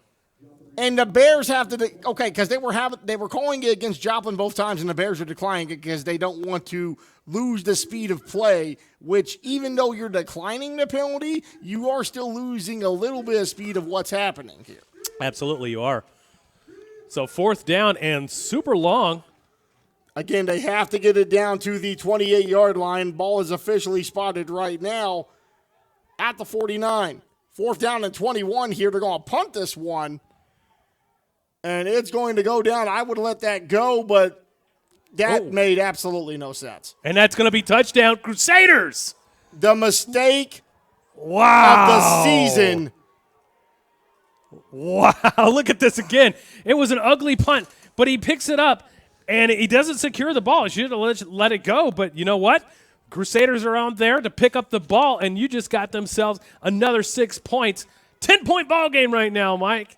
Brian Williams Jr. appears to be the responsible party for that one, and that could have potentially cost him the game. I think it could have. Why you would You're at a loss for words. Yeah, I don't know why you would grab that ball. Yeah. You're down 4 points. It was clearly going to go, if not for a touchback, you would have had to 1 or 2, and you could have ran a couple plays out of bounds. Now you're about to take a 2-possession deficit. Yeah, and you're going to give this ball game away to the Crusaders if you don't watch it. And for the Crusaders, that's a nice little jump on I-49 going straight north to Kansas City. So they got a new man under center. It's going to be number 7 for the Crusaders, and it's thrown to be intercepted. So Daquan Johnson gives it up. No, and that means that the Bears are going to get the ball right back. They're trying to get the ball back, and the ball comes out. What a hit. But the ball is secured by the Bears now. So you go from a bad penalty, or not penalty, but a bad special teams play to coughing it right back up when you just could have run the ball. Now the Bears are getting manhandled on special teams. Yeah, they certainly are. Now we got a man down for the Bears. We're going to take a quick timeout as they try to get to the tended player. 12:31 remaining. Crusaders up 20-10 over Oklahoma City. You're watching the CMFL Conference Championship game, Great Plains Championship on the Southern Sports Network. Since 1941, the Dickey's family has been smoking the very best quality meats, low and slow, for 14 hours every day. It's how Mr. Dickey did it, and it's how we still do it in every Dickey's restaurant across America. Lunchtime, dinner time, anytime. Eat in, pick up, or heck, we'll even deliver to you. There is no shortcut to what we do. Come in and see us or visit Dickeys.com. Legit Texas barbecue. So back on the Southern Sports Network, and the special teams mistakes just continued to pack up for the Oklahoma Bears, and it led to a Joplin Crusaders touchdown to extend this lead to 20-10. Yeah, what a change of events there. I mean, you were going to get the ball back. Yeah, it was deep in your own territory, but you got to be a heads-up player on that one. You don't want to try to get a Sports Center type of play every game, especially if it's being surrounded like that. And if the Bears lose this game, Chris, we have to go back to that play, because that play, I think, could permanently shift the momentum if the Bears don't kick into a third or a fourth gear here. Yeah, absolutely. So Joplin, 12:31 remaining in the third, they extend their lead. It was 14-10, and they go up now 20-10 just on the special teams mishap. And one thing for Joplin, though, is that they corrected their mistakes that they had from the last time these two played. So they definitely watched some tape and have been a little bit more successful, especially on special teams. The Bears have to get in order here. They take it over from the 7-yard line, able to return down to around the 23-yard line. Tackle made by Joplin, and the Bears probably one of their largest deficits of the season here. Yeah, I mean, I don't think they've been in this type of a pickle any time of the season. So head coach Kevin Cox is going to have to regroup everybody and say, all right, let's get some continuity back here. We've got the skilled players to do it. We've got the players to be able to put this thing into a really good game here, but we just got to correct the mistakes, correct the penalties, and special teams. My God, you got to do something. And the thing they have to remember is they're not going to get 10 points in one play. They are going to have to be slow, steady, and intermediate with this, and they have got to clean up on special teams. Absolutely. So they are going back with Garrett Griffith under center here. Joplin, excellent on special teams. That is what is making this entire difference here, with the defending champs up 10 points. Going with the running game now, and then they got pay dirt right there wide open, but tackled immediately by the Crusaders. Number 5 here on the hit for Joplin. And that's Quinnell Johnson. Great open field tackle there, just to make sure that he's wrapped up and secure so he doesn't pick up any more yardage. So that's great control on the outside. So good enough to get a gain of around 4 yards here. So it's going to be second down at 6 coming up from the 36-yard line. 11:45 remaining in this third quarter. So if the Bears are going to get back into this game, they got to go work immediately. Going with the running game again, they are going to go back to their workhorse, number 4. That's going to be Tay Moore at running back here. He's able to get a couple more yards, going to make this a third and manageable from the 30-yard line. Yeah, this is what you need if you're Bears. You know, you got to pick up these first downs. You got to keep it going. Yeah, after the disastrous special teams play just a couple of moments ago, they have to do something, no matter how repetitive or mundane it is, to get back into order, because you're running out of time, you're down 2 possessions, and again, going with a big play here isn't going to get you. You got to get a couple of first downs, so they need to make it to the 32-yard line here, going back to the running game, going to get that first down and a little bit more than that. And another flag. How many times have we seen this game, Chris? Yeah, well, we've got 2 flags down there right now. So it was during the play. So I'm assuming it's face mask, which is first and 10, plus 15, of course, for the Bears. And you talk about what they need in order to get the momentum shifted in this game. Joplin playing excellent. And again, you have to wonder, is this going to be a deja vu situation where Joplin leads most of the second half, and you want to avoid what the OKC Bears did just a couple of moments ago. Oh, yeah. You don't want – and what happened in that first game, you had Kendall Holmes throw 2 pick sixes in just under a minute and a half, and that ruined any momentum they had for the rest of that game. So with it still being a 10-point game, there's still a lot in the air at this point. The Bears needed to have to get some yardage, but they have to continue to avoid big mistakes like they had a moment ago. Drop back here, and he's looking to get sacked. Try to strip the ball, but Griffith still has it in his hands here. Running into his lineman, running backwards, running everywhere, and throws it to his intended target, Tay Moore, with the football. Eventually gets brought down. They finally blow the whistle. A pair of Joplin defenders, number 31 and number 32 there, making the tackle. As you can see, Jamie Tago right there almost has him. He almost had him twice, but was unable to get anything going there. And just, wow, what an amazing play to keep the play alive and not get sacked. So Terrell Crawford and T.J. Austin able to tackle Tay Moore there. All of that for 1 yard. All for one. All for one, like the 90s cover band. Oh, we're going way back now. We're going way back. Well, 1 yard gain is definitely better than a 5-yard loss. So 9:45 here as the clock continues to tick down here at Panther Stadium. They go back to the running game, fakes it, going to go pass in the flat here, and just aggressive defense here at the 49-yard line for the Crusaders. A great open field tackle by number 31, Joplin Crawford on that one. You got Spencer Howard and Quinnell Johnson jawing back and forth down there on the field. And right now they have the ball officially spotted. It's going to be at the 50-yard line, but they have to get it 5 more yards to get it to the 45-yard line of the Crusaders to keep the drive alive as we approach 9 minutes remaining in the third quarter. It's like they're setting up the Twins to the bottom of the screen. One high set. Throws it. Griffith gets down and first down yardage. So gets it to Spencer Howard, who's able to get out of bounds, and the Bears needing to get these slow, steady, and intermediate yards in the worst way. Like I said at the very beginning of this drive, you can't get it all back in one play.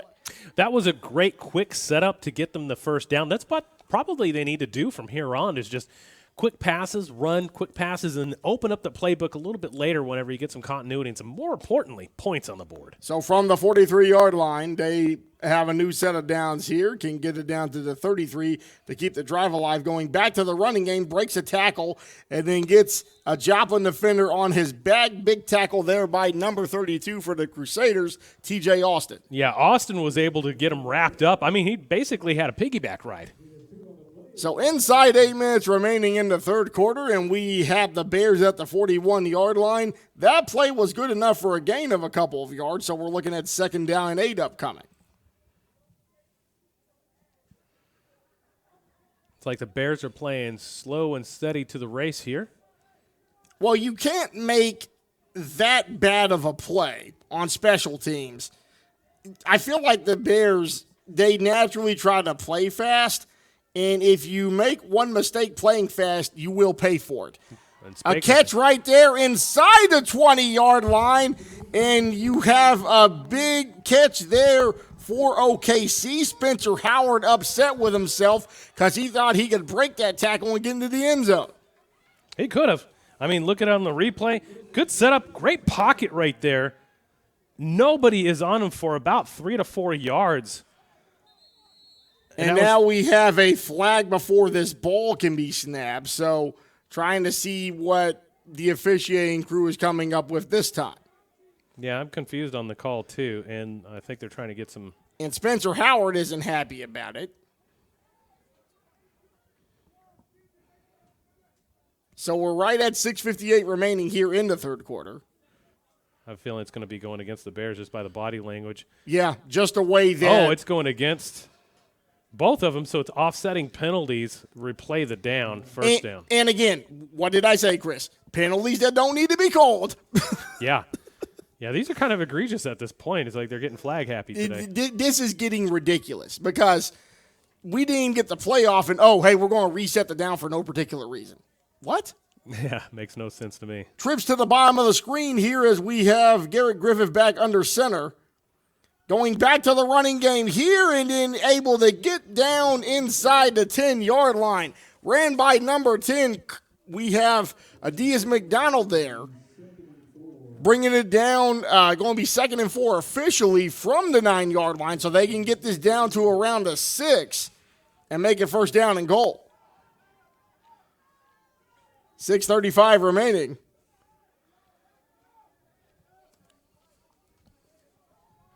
McDonald flanking Griffith. They're going to go back to McDonald. He's going to get sacked. Yeah, big sack there by number 2 for Joplin, made by Terriel Johnson, who was able to snuff that out from the jump. Yeah, look at this. He's at the top of your screen here. He's going to come right in and just snuff it out, and is able to wrap Griffith up. Great tackle. Great time to call that blitz on the outside. Literally no time to react to anything. If they'd have gave it to either McDonald or if Griffith kept it, it didn't matter. That was going to be a loss. Inside 6 minutes now, and so we have a loss of about 4, so we are now looking at 3rd down and 10 as we have Griffith looking to get rid of it, fires downfield, and it's intercepted in the end zone.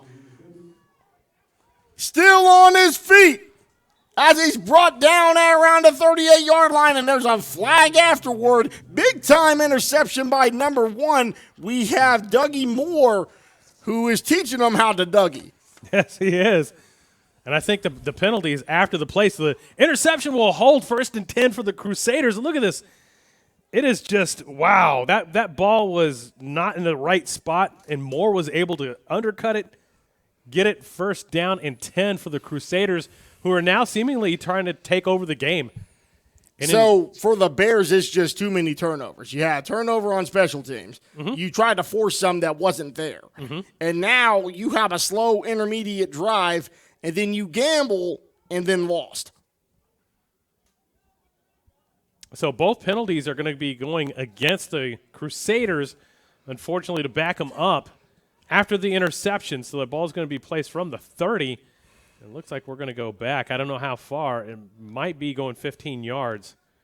So they're starting at the 30. We'll see if they stop at the 15. And I just have to question why you would throw it after the running game and the short passes had been working. They were kind of anticipating when you were going to try to break free from that. You're less than 30 yards from pay dirt, and you just decide to roll craps on that one. Well, sometimes you get lucky and sometimes you roll 7. So that ball is going to be actually placed at the 10. So 1st and 10 at the 10, where the Crusaders are trying to figure out where the ball is. So Joplin up 10. They have the ball at the 10, 5:34 remaining, and they would love nothing more than just eat this clock. I wouldn't expect anything else but for them to just go back to the running game at this point, Chris. Well, you're kind of deep in your territory. Honestly, I think you got to run your offense. You do have to run your offense, and with Kendall Holmes being under center, they got a good one. So they fumble the ball. Holmes hanging on to it, gets rid of it. And it's caught! Wow. You go from disaster to coming up roses on that one. A big catch made by Tyrone Johnson. Look at this again. He just gets the ball out. He recognizes that Johnson's kind of alone and just within his fingertips. And he got it. 1st and 10 for the Crusaders. Great thinking on the feet. Great making up for a mistake. And now we have what appears to be a timeout. The referees are coming in. And we're not exactly sure what's going on. There was no flag called, just a whistle. I think these refs, honestly, it feels like they gotta have. They feel like they gotta have their hands all over this. Well, it's because this is something. And again, they're not favoring one team, but when you're trying to bring attention to yourself, which is what I feel is happening in this game, there was no need for any of that. It didn't change the ball spot. No. Why do we have to stop the game? That's a darn good question, Mike. I have no answers for that one. So, again, what it feels like is they want attention on themselves, is what it feels like. Because you could talk about officiating all day long, but stuff like that, why? Yeah, that needs to be cleaned up. Definitely needs to be cleaned up next year for sure. Well, I think there's a new commissioner coming in who's going to do a lot about that. Yeah, we'll find out next week at halftime, actually. It's going to be an announcement on that. Very interesting. So with the ball, they go back to the running game, and a big gap opened up where he's able to get it down to around the 45-yard line. Yeah, they're going to give him first down yardage on that one. 1st and 10 for the Crusaders again.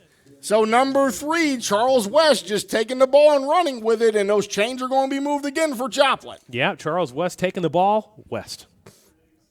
Literally. Ball at the 45-yard line. 55 if you're Canadian. Yeah, the CFL season in the midst of its they play, 200 weeks in the regular season? Something like that. Question is, who's going to get the Grey Cup this year? Yeah, a lot of good contenders. You know, people who love Canadian football, they cite the competitiveness of it and the balance of it. It looks like it's going to be false start, or delay a game, this time. You know, if I wanted to be a smart aleck and say who's really committing delay of game here, I could say it's the guys in the zebra stripes, but it's like if we really want to talk about who's really been committing delay of games more egregiously than anyone else, it ain't either of the teams playing here tonight. It's the guys in the Foot Locker shirts. But anyway, back to live action here. You know, I'm surprised that company's still running.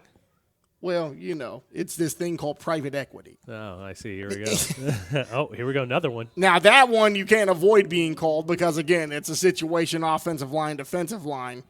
And one of the flags actually hit Tajon Curry in the hands. I bet he probably caught it. So that's going to back the Crusaders up. So now we've got first down and 20.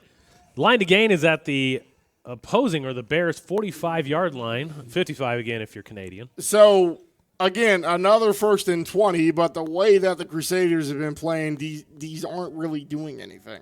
No, not really. Just stopping the clock, making the game a lot longer. 4:06 remaining here in the third quarter. 20-10 the score in favor of Joplin. Blitz coming by OKC. Tremendous catch made there. And guess who it is, Chris? Oh, our favorite, Tajon Curry. Man, making catches like Randy Moss in his prime. Yeah, look at this. He's open. I mean, just got to hit him there a little bit earlier, though. So there had to be an MVP of this game for Joplin to make it back to the championship. I think we know who our guy is. But there's still a lot of ball game left with 3:35 remaining in the third. So second down, and what about 14 it looks like? Second down, and yeah, right at around 14. To have the ball officially at the 42, they have to make it to the other 45. So fakes it big time, stays on his feet. Holmes escaping tackles. Look at this. And there's going to be a flag because I think it's going to be an illegal block. But a tremendous athletic play by Kendall Holmes, able to break tackles, but there is a flag at the 39-yard line. Yeah, we know this one's going to be a hold. That's going to come back, unfortunately. But, man, what an elusive player that we've got here. We thought he was sacked in the backfield. Twice. He's able to escape that and just stays on his feet and keeps the ball moving. That's just amazing athleticism that we got from Holmes. So we have another flag. What else is new?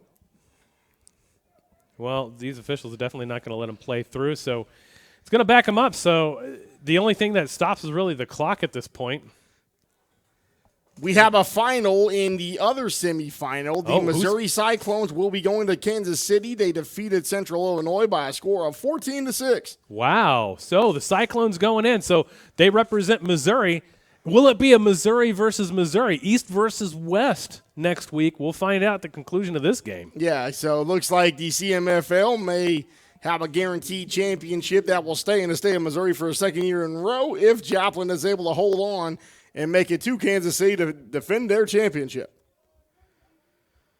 Holmes, back deep, throws it down the middle, and then it's caught. Again by Curry. Curry gets drove out of bounds by number 7. That is going to be Domo Terrell. Ball at the 40-yard line, 3rd down and 15 upcoming here. 3:05 remaining in the third quarter. Mike Stewart calling this game with Southern Sports Network CEO Chris Dotson. We want to thank everybody watching on the SSN app. Want to apologize about the issue with YouTube breaking down earlier, but, you know, it is live technology. Anything can happen, especially when the heat is in the 90-degree weather like we've been dealing with. Oh, yeah. We're going to bust out a new machine next week so we don't have to worry about these issues. So we'll have everything up and going on the streams next week in Kansas City for the championship game. So Holmes back. 3-step drop, throws it deep, and it's nearly intercepted. We had number 41 here almost get his hands on it for Oklahoma City, so that would have been Jeff Reed who nearly picked it off. Yeah. Good heads-up play defensively, but that's going to bring up 4th down and 15. So 3 minutes remaining in the third quarter. Bears are going to be down 10, and if they're going to make a move, they have to do it right now. Back for Oklahoma City, you have number 10 and number 21.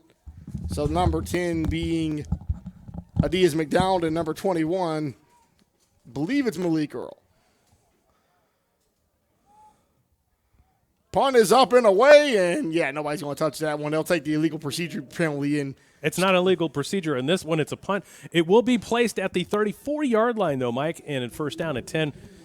Yeah, so punt and clearly not a kickoff, although the way that this game has been, the wackiness of it just between the penalties and it having to get the ball shifted right and the officials calling phantom calls that we have no idea that's going on. So there's a lot going on this evening. And certainly is.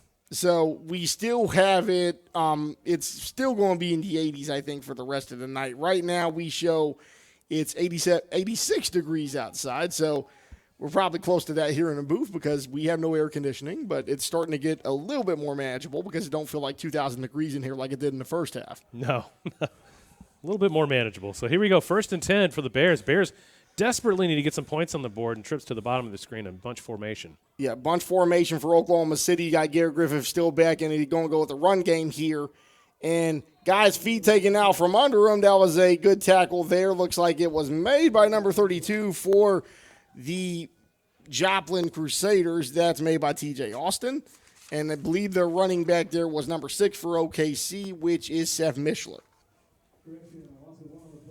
Yeah, so the conclusion of next week for the championship game, we're going to actually broadcast here on the Southern Sports Network. 2 weeks from then, so 3 weeks from now, we're going to actually have the 3rd annual Victory Bowl Draft live Saturday, August 17th. I'm going to start that one at 3 o'clock. It's going to be some of the best semi-pro football players and arena players around, and we got another penalty. Ball's in the air, though. Was it a free play? It doesn't matter. Ball was down. Ball was down. There was a flag down. Looks like it's going to be either a full start or a offsides here, so somebody's getting an advantage on this one. So it's going to be offsides against the Joplin Crusaders. It's going to give 5 free yards to the Bears. So 2nd down in about 7. 2nd down, 7 yards to go. 2:07 remaining in this third quarter. They're calling it 2nd and 6, but okay, 2nd and 6, fine. Good enough. So going to be very interesting here to see what they do as far as the ball spot. It looks more like a 2nd and 8. Officially spotted at around, well, we don't have a ball spot yet because we're waiting on the officiating crew. Yeah, they got to get their bearings straight for this high school season, which again, they're playing by NFL rules, and it's seemingly almost impossible to get competency when you're going up 2 levels of football, and you've got a minimal crew. So you got about 7 officials on the ground during an NFL game. You got 5 here, and then you've got all sorts of nice gadgets and replay and everything that they've got, but not at this level.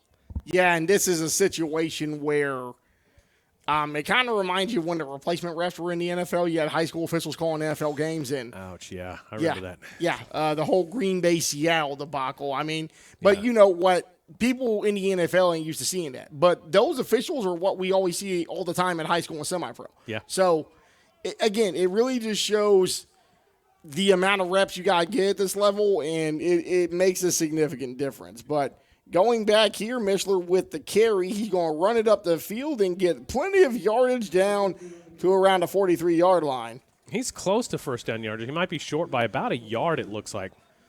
So it'll be 3rd down, and it looks like 1. So Mishler hoping to contribute to this offensive attack for the Bears. They want to get this back down to a single possession, and they cannot afford any more turnovers, Chris, because they are running out of time. Yeah, I think if you've got one more turnover, that's pretty much going to be the game. Yeah, they have to get a score here. They're going to have to get a turnover or a stop, and then hope that they can try to get back. They're still within striking distance, but there's no more room for error at this point. Yeah, they haven't had any big plays so far, except for one that was called back. So this one should be a first down yardage. Looks like he gained enough over the middle to be able to cross the first down marker. Looks like he crossed the 45-yard line. They agree they're going to move the change for a Bears first down. Yeah, lost his shoe too. So losing shoes, losing consciousness of where the ball spot is at with the referees and all kind of things going on as we approach the final minute of the 3rd quarter here at PC Panther Stadium.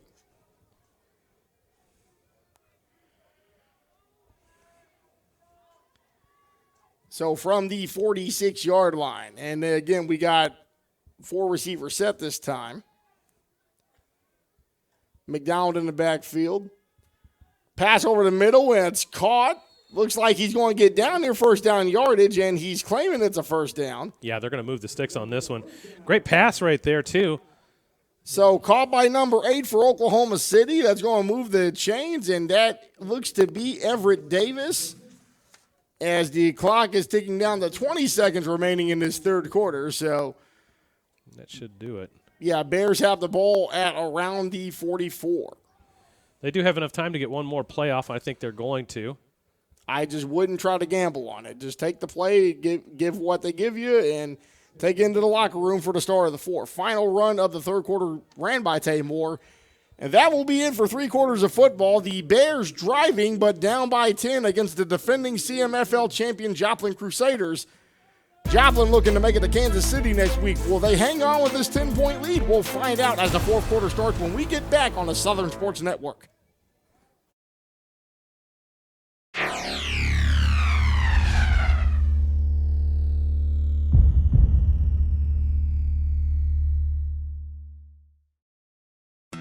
Since 1941, the Dickey's family has been smoking the very best quality meats, low and slow, for 14 hours every day. It's how Mr. Dickey did it, and it's how we still do it in every Dickey's restaurant across America. Lunchtime, dinner time, anytime. Eat in, pick up, or heck, we'll even deliver to you. There is no shortcut to what we do. Come in and see us or visit dickeys.com. Legit Texas barbecue. Back live on SSN, Mike Stewart here with Chris Dotson, and we have Joplin up by 10 going into the 4th quarter. And now they're going to get the ball set in the right location this time. Also, we ain't going to have the debacle like we did at the start of the 2nd quarter. Well, at least that's one thing they were able to fix. Yeah, exactly. So 4 receivers set for the OKC Bears. They have to go to work down 10, and they cannot afford any more turnovers. No, they have to get this touchdown. Otherwise, it's going to be sayonara And next week, we'll see the Joplin Crusaders move it to the Kansas City area to defend their title that they won last year in great fashion and great form. So we're going to have 4 wide on this play. So 4 wide, you have Garrett Griffith there. He's got Seth Mishler right next to him as the running back. Takes the snap, takes his time, got the pressure upcoming. Mishler trying to block, able to evade so far, gets it down the field, and just out of bounds. Not enough room there. Yeah, just throws it away. Smart move right there just to make sure that he doesn't get hit. Doesn't want to take a sack in that situation. Didn't find anybody downfield, so smart move. And better for him to throw the ball away instead of coming up with that disastrous interception like they had in the third quarter. Oh, yeah, that was pretty bad. But not as bad as the special teams play, because that could have potentially cost them the game. Oh, yeah, absolutely. Absolutely. So the Bears trying to come up with some positive here because the third quarter was not very kind to them, and it left them scoreless. 4 receivers said. You have Mishler in the backfield along with Griffith. Mishler moving around. Waiting for the Bears to snap the ball. You got Griffith, and there's pressure coming on the back inside. Able to avoid it, throws it all the way downfield. Wide open receiver. Oh, that is DPI right there against the Joplin Crusaders. That's going to be a spot foul at the 1-yard line. So it'll be 1st and 10 for the Bears. Smart heads-up play right there. He tried coming back for the ball. Unfortunately, the defender didn't get his head swung back around, so it's going to be 1st and 10. And you talk about boneheaded mistakes, Chris. We talked about that special teams there. That was the worst mistake Joplin's committed all evening. Yeah, it certainly is. So 1st and goal at the 1. So defensive pass interference, and it was just really a matter of having Griffith put the ball up, play pitch and catch at this point. Yeah. And if the Bears score here, we may have us a street fight down the stretch. You know what? It would make the day more interesting, that's for sure. Well, and it would be very close to deja vu like the last game. Wow, could you imagine that? That would be epic for one team and a complete nightmare for the other. But before we get there, we do have a 1st and goal situation, and it looks like they are going to go back to Devin White, who had 1 touchdown already tonight. He had 2 in the regular season game when these two played in Joplin. I mean, why not? So you got Mishler and you got Devin White. White takes the football. They're going blitz. And he gets shoestring tackled in the backfield, made by number 2, Terriel Johnson. Wow, what a heads-up play by Johnson to be able to get in there and just wrap him up. That's all you have to do. So White, they really love to go with him on these goal-to-go situations because more often than not, he hits pay dirt, but yeah. Well, in this case, they had the box loaded with about, looks like 9. So you're going to have to come up with something a little bit more unorthodox against this defense. And again, they are going back to White with Mishler, and then you got, looks like 5 linemen here, and then they got 1 looks like going to be coming off the edge. They go with that edge lineman. Mishler goes up the middle, and Mishler is brought back down at the 1-yard line. It's going to be 3rd down and goal.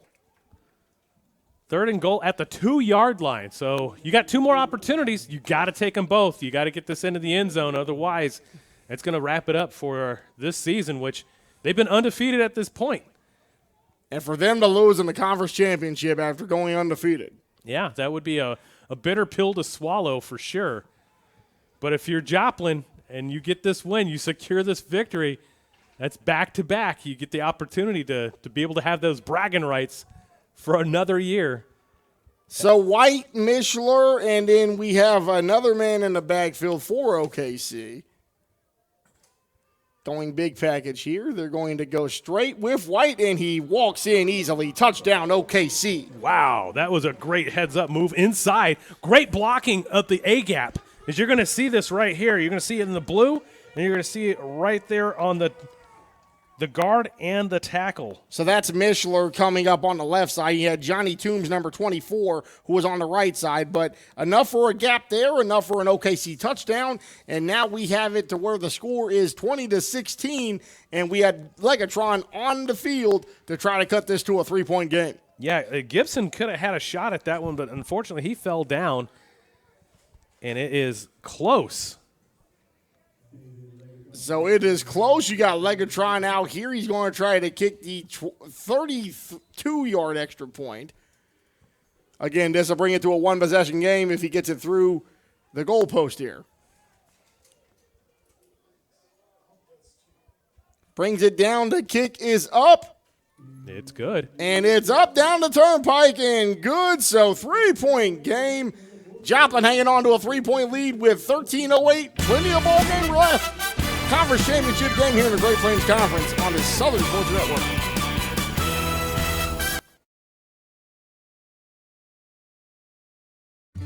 Mowing your yard just got easier. TNG Power Equipment has the best Ferris mowers to get the job done, including the all-new 60-inch redesigned deck that mows up to 11 miles per hour in tall or wet conditions. And for smaller lawns, our Ferris 300S starts at just $39.99. And right now, save up to $1,000 on select Ferris models. Commercial grade to last a lifetime. TNG Power Equipment has Ferris mowers to tackle your projects.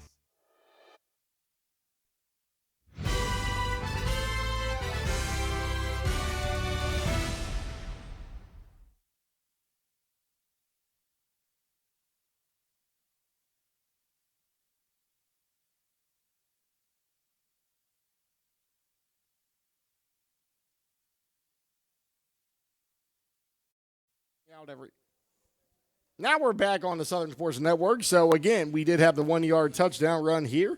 And, Chris, they really needed that in the worst way from Devin White. Oh, yeah, now we got ourselves a ball game. 3-point game. This is what you wanted to see out of this conference championship game, and it's exciting now. Now, hopefully we can get it to where we can eliminate the penalties and just have smooth sailing and fun game for the rest of the game as the sun is starting to set now. As we're getting close to dusk, just a beautiful, picturesque sunset here in Oklahoma, in central Oklahoma. It doesn't get much better than that. Live from the 405, and I tell you what, last night we had the Janet Jackson concert, which was one of the best concerts I've ever seen in my life, and now we got great semi-pro football, and things are starting to work out for themselves here. 13 minutes remaining as we have the Joplin Crusaders hanging onto a 3-point lead back here at Panther Stadium. So we will see who wants it here at the end of the night.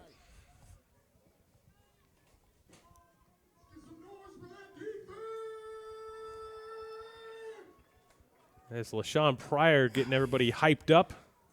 Absolutely, and you can hear him on the microphone. There was a fumble there. Holmes looking to avoid the sack, doesn't do so, and there's a big loss there. The Bears trying to get back into this. Well, they're back into this one. They would really love to get that lead back. Well, let's see what happens here. The ball is snapped. Is it a high snap? It is a high snap. It is a really high snap. The center didn't get his butt down enough, and so that ball goes up, and Kendall Holmes doesn't have much of a chance to recover from that, but he does get the ball back, even though it's about a 6 or 7 yard loss, maybe an 8 yard loss from what we see right up here. Yeah, it looks like it is closer to a 9-yard loss from what I'm seeing. So it is second down at about 18. They got this ball at the 17. 4-receiver set this time. We have Holmes taking the ball, looking to fire it downfield into a wide open receiver that he overthrew. That would have been Curry, and that would have been 6. That would have been. Just take off a couple of yards, and that would have been 6 easy. But, man. Curry was about 3 to 4 yards off his defender there, and if he would have catched it in stride, it would have expanded the lead back. Yeah, Curry, man, honestly, I think he's the number 1 wide receiver in the entire league. That man has got some wheels. He's got agility. He's got football smarts, too. Deadly combination. Well, and he's got the ability to make catches in some of the most acrobatic ways like we saw with his first touchdown tonight. Mm-hmm. So the defense chance going on here at PC Panther Stadium. 4 receivers set here on 3rd and long. Running up the middle is Holmes, and he's going to get brought down at the original line of scrimmage at the 25-yard line. Great open field tackle there to save him from getting a first down, but that's going to bring up 4th down. And about, they're going to spot it at the 9, so in 9 yards to line of gain is at the 35. Looked like Dominique Berry was responsible for the tackle there to stop Holmes, and OKC with 11:40 and counting, looking to get this football back. And if they find a way to take the lead here, you could say it's deja vu all over again. Wow, that would be something. Back deep for OKC. Going down. Blocked. A blocked punt. The Bears are saying they have it. They do. And they would anyway. So it being 4th down, they get the ball back, and when things can go wrong, they could go wrong. Ain't that like Murphy's Law or something like that? Yeah, as you can see, even our camera guy was fooled on that one. And just a great heads-up play. Now special teams are taking a turn. The momentum on special teams has taken a dramatic turn here for the Bears. So 11:16 remaining, and that lead ever so precious for Joplin, the reigning defending CMFL champions. And this is a game we kind of had a feeling it might go like this, Chris, just from watching the highlights of the first one.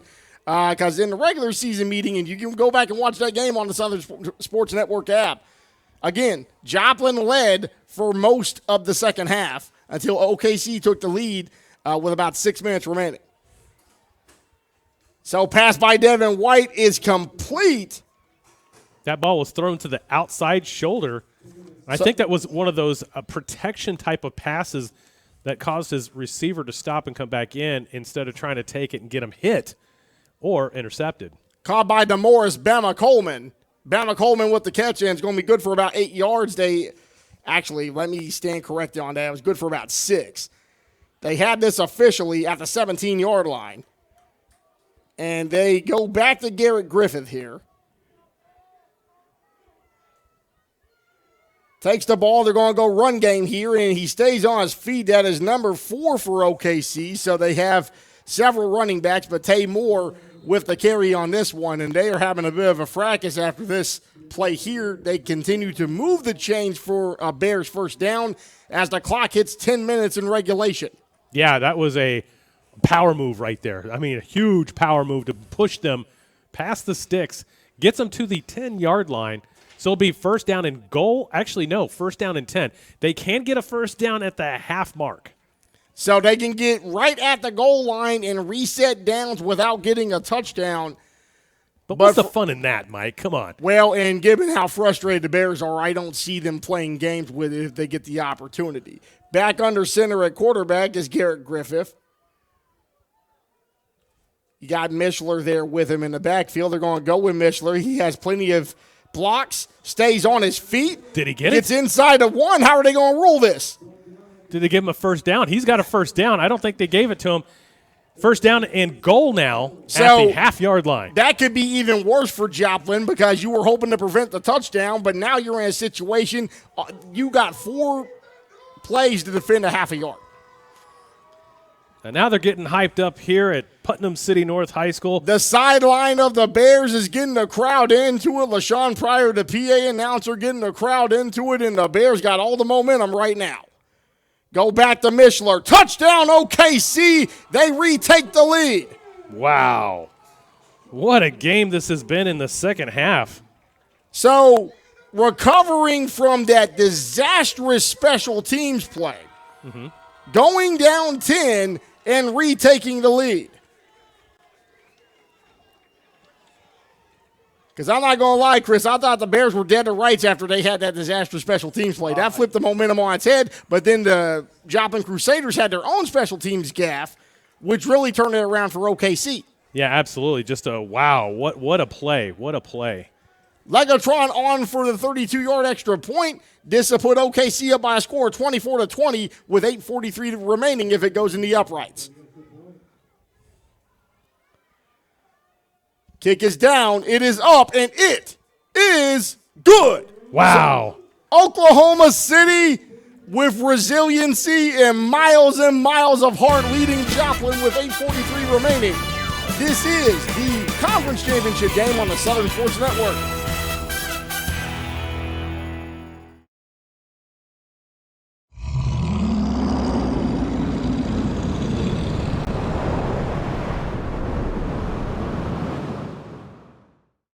Mowing Mowing your yard just got easier. TNG Power Equipment has the best Ferris mowers to get the job done, including the all-new 60-inch redesigned deck that mows up to 11 miles per hour in tall or wet conditions. And for smaller lawns, our Ferris 300S starts at just $39.99. And right now, save up to $1,000 on select Ferris models. Commercial grade to last a lifetime. TNG Power Equipment has Ferris mowers to tackle your projects.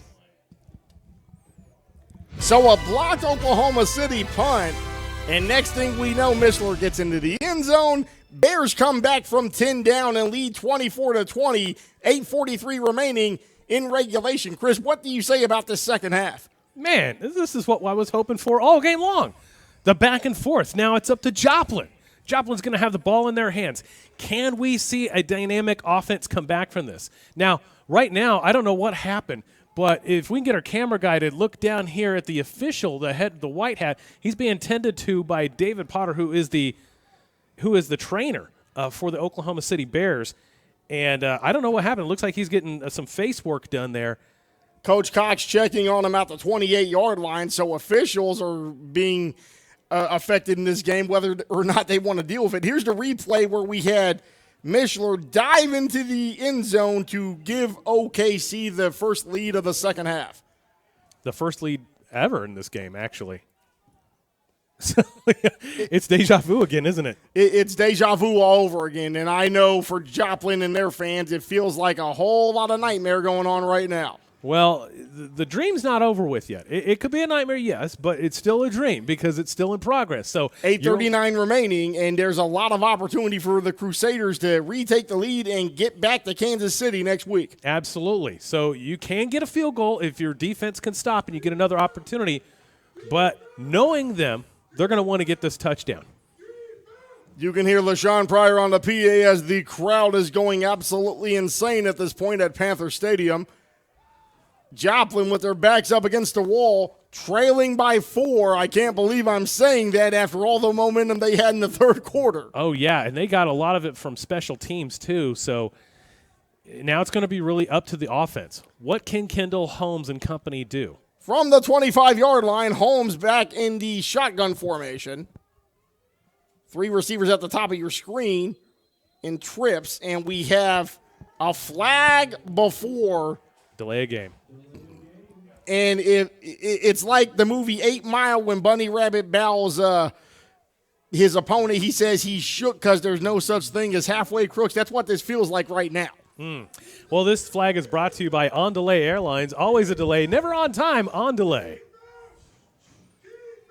That's my little delay of game, little pitch right there. Well, and also, it being Saturday night, game brought to you by Bobo's Chicken, something hot and fresh to eat right up the street, as we have another tremendous catch made, and it's caught by number 11 for the Crusaders, so he's able to get first down yardage on this one. That is Halala Williams, 6 foot, 170 pounds. Yeah, I don't think the Joplin Crusaders are going to go softly into that good night. I think they're going to keep this thing going. They've got a championship to defend, and this might be their last chance to do it. So rage against the dying of the light. That's right. So here we go. Trips to the top of your screen. Going back to the run, fakes it. They have a reception here. Gets brought down at the 39-yard line. Gain of about 3. And we're going to get another flag on the play. Looks like they're going to initially call holding against the Crusaders now. So now Joplin up against it because they're having to not only battle OKC, they have to deal with having to be perfect the rest of the way. Yes. So double duty here. I mean, they're going to have to figure out the adversity here. And it's first down, and it looks like 20. So from the 25-yard line here, they have to make it to the 40, and you are right, Chris. They have to double up again. And first and 20 when you're leading is totally different than when you're down by 4. Absolutely. And I don't see them running a whole lot on this. I think it's going to be some play action, but you're going to definitely see a whole bunch of passing. Holmes back, under pressure, throws it. It's tipped. It's caught. Wow. It looks like Curry again. Yes, this man is on a different level. I mean, just a totally So it was level. tipped. You'll see the ball tipped on the SSN replay at the line of scrimmage, and then somehow Curry comes up with the pigskin. Look at this. This is just This is just crazy, man. Well, we know one player who ain't going to go down without a fight. Curry got to be the MVP for the Crusaders, regardless of the result of this game, because he's doing everything one can possibly do. Yeah, I mean, wow, just a dynamic player. 4 receiver set this time. You got Holmes in the backfield with his running back. Holmes, back, throws it, gets rid of it, caught. Flag. There is a flag, and so there was almost dragged him like a chicken leg tackle there. It was number 3, Charles West. Hey, the Bobo's chicken leg. A Bobo, well, they don't do legs, they do wings. But you can say technically he wouldn't grab the wing, he would grab his arm. But anyway, You're getting too technical with me tonight. I'm trying to give some chicken, some props to Bobos, and you're cutting me down. You're getting too technical. But shout out to Bobos if you are in the area and you want to get some chicken. They are on 23rd and Fonz Hill, northeast 23rd and Fonz Hill. You'll see the unmistakable red truck, and they have chicken. They have the best fries because they douse them in paprika, and they have this fry bread that is just do you remember when you used to go to Chinese restaurants back in the day? You used to get the fry bread and they dip it in honey. That's exactly what that is, except it's smoked. No. I got some Comanche friends that make some good fry bread. Now, that's some good Indian. I bet it is. I bet it is. Holmes running, sacked immediately. Looks like he's brought down, and they're doing the bear crawl. OKC is doing everything they can to hang on to this lead. Tackle made there by number 6 for the Bears, and that's Devin Colbert. Wow, 3rd down and 22. You got 2 more opportunities here. You're getting close to that 5-minute mark. Well, 6:42 and counting, and oh man, if you're Joplin or any of the fans watching this game, this is just something that you gotta hope Holmes and Curry can connect on something, because that's your best chance. Yeah. You've got to get to the ball to your playmaker. Get Curry open. I know they may be doubling him, but if they're going to double him somewhere, it's got to free somebody else up. Pressure coming. He is sacked again. And this is just the Bears have turned it up on the defensive line, and they are continuing to bear down with every play that home gets the pigskin. Here we go again on the replay. You can definitely see that they're crowding out here. They're playing a blitz from the outside, and the ball comes out. I think that's what happened. Holmes had nowhere to go with it because the ball came down. He had to secure it. Well, he had 4 defensive linemen converging on him, and then if the ball slipped out, all he could do was recover to make sure that OKC don't get the ball inside the 20-yard line. Yeah, so that's going to back him up to Texas, 4th down and forever. So they would have to get to the 45, but they're going to opt to punt. OKC got men at around the 35 to 40-yard line. So you got a punt going off here, and I would just let this ball go. Not quite as ugly as my first marriage, but not the best punt that you can see here. So it still puts them, it's still in their own territory, but back is about as far as you can go. So 1st and 10. Now, if the Bears get a touchdown on this one, I would be opt to say that might be it, because the defense now has been playing lights out. Kendall Holmes has been sacked 6 3 times. or 4 times at least on that last drive. Yeah, 6 times between the 2 drives. So offensive line for the Crusaders are definitely going to have to step up. They're going to have to sit on the sidelines and really come up with something, and some sort of blocking scheme here, because they're doing a lot of blitzing, the Bears are. 5:23 remaining and down 10 entering this second half. The Bears would love nothing more than to drive the stake through the heart of the defending CMFL champions. Well, they certainly want to punch their ticket to go to Kansas City next week. Join us on the Southern Sports Network. We'll have everything 100% by then. I can guarantee you that. We're going to be working a lot this week. And a major halftime announcement. You'll want to stick around for that. We'll see. We will see. So going back to the running game here, and not much going on that one. It looked like number 2 for Joplin, Terriel Johnson, and number 33, Devontae Scott, there for the tackle in the backfield. So loss of about a yard there for the Bears. Looks like a loss of 2, but good heads-up defensive play. And the Bears are going to be just killing this clock. That's what they really want to do. They want to eat the clock. It's now below 5 minutes at the 4:55 mark, as it will continue to trim down. And timeout management and clock management come into significance here towards the end of regulation.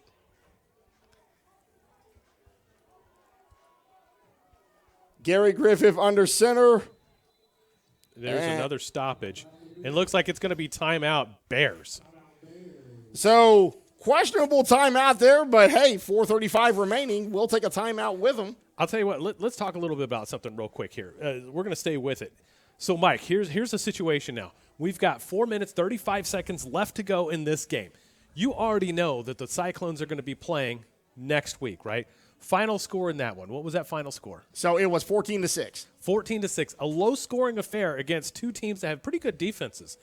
Whoever the winner of this one is, I'm going to already predict. I think they're going to win by at least 6 points. Now, nothing to take off against the Cyclones or anything like that, but all year long, it's been tight battles. They haven't had, outside of the blowout games that they should have blown out, most of their games have been really, really tight. In the Gateway Conference, it's been more defensive effort type games. And this being a low-scoring game in the Great Plains Conference, it's still 24-20 with some time left. I think that the Great Plains Conference definitely is twice as good as the Gateway Conference. Not taking anything away from the Cougars, not taking anything away from the Falcons or the Cyclones, which I think those are the three top-heavy teams. They really are. You could compare it like a SEC West type conference, in my opinion. Yes, exactly. So as we get back to game action here with 4:35 remaining, man in motion, tons of pressure. Oh! And nearly broken up, intercepted, but it just flew away from either player, falling incomplete. Danny Knighton wanting to get a penalty, but I didn't see it. Here we go on the replay again. That ball is up. Didn't look like he touched him. No, and he's coming back for it. That was touched. So number 16 did a great heads-up play. Excellent pass breakup. That was made by Antoine Baker. So he came back to deny Knighton the ball on that one. And it was just great defensive effort by Joplin. Absolutely it was. So that stops the clock, too. So an important, crucial stop right there by Baker. Yeah, 4:31. The clock is not going to be moving until this ball is snapped, and we now have it to where the sticks officially say 3rd down and 12, with the ball being stuck at the 45-yard line. They have to get this to the 33. As you can see a little bit of light on the graphic here, so we're indoors, and we've got a little bit of a glare coming through, so bear with us here. So a run up the middle for a couple of yards, but that may give Joplin one last opportunity at this thing here as we approach 4:15 and counting. The special teams unit looks to be getting onto the field here. They're going to take their sweet time, obviously, because they want to punt this ball under 4 minutes, and that may be the final opportunity for Joplin. But we know that they have a receiver. Oh, yeah. And he's wearing number 9. He normally wears number 6 in Tayshawn Curry, that if he gets open, all he needs is 4 seconds. Okay, so the heads-up defensive play for the night right here in the fourth quarter has got to go to Antoine Baker. Yes. If they are able to get this touchdown and win this game, that'll be a crucial play, maybe one of the plays of the game, close to it, to get them in striking distance. Well, now, I think it's the play that saves their season, because true. if they come back and score a touchdown, then we have to look at that pass breakup as why Joplin was able to avoid it being deja vu. Exactly. So the ball's in their court. It's them, and we're going to have a timeout or a clock reset. Maybe a combination of both, because both teams probably want to get a little bit of a breaker here. 4 is what we're looking at. 4:34. That should be back on the play clock. So it's currently at 4:01. They're going to have to make the adjustment here. Players going back deep for Joplin. As they're trying to figure out how to get this clock adjusted. Which they were having problems with the clock earlier today with the scoreboard, actually.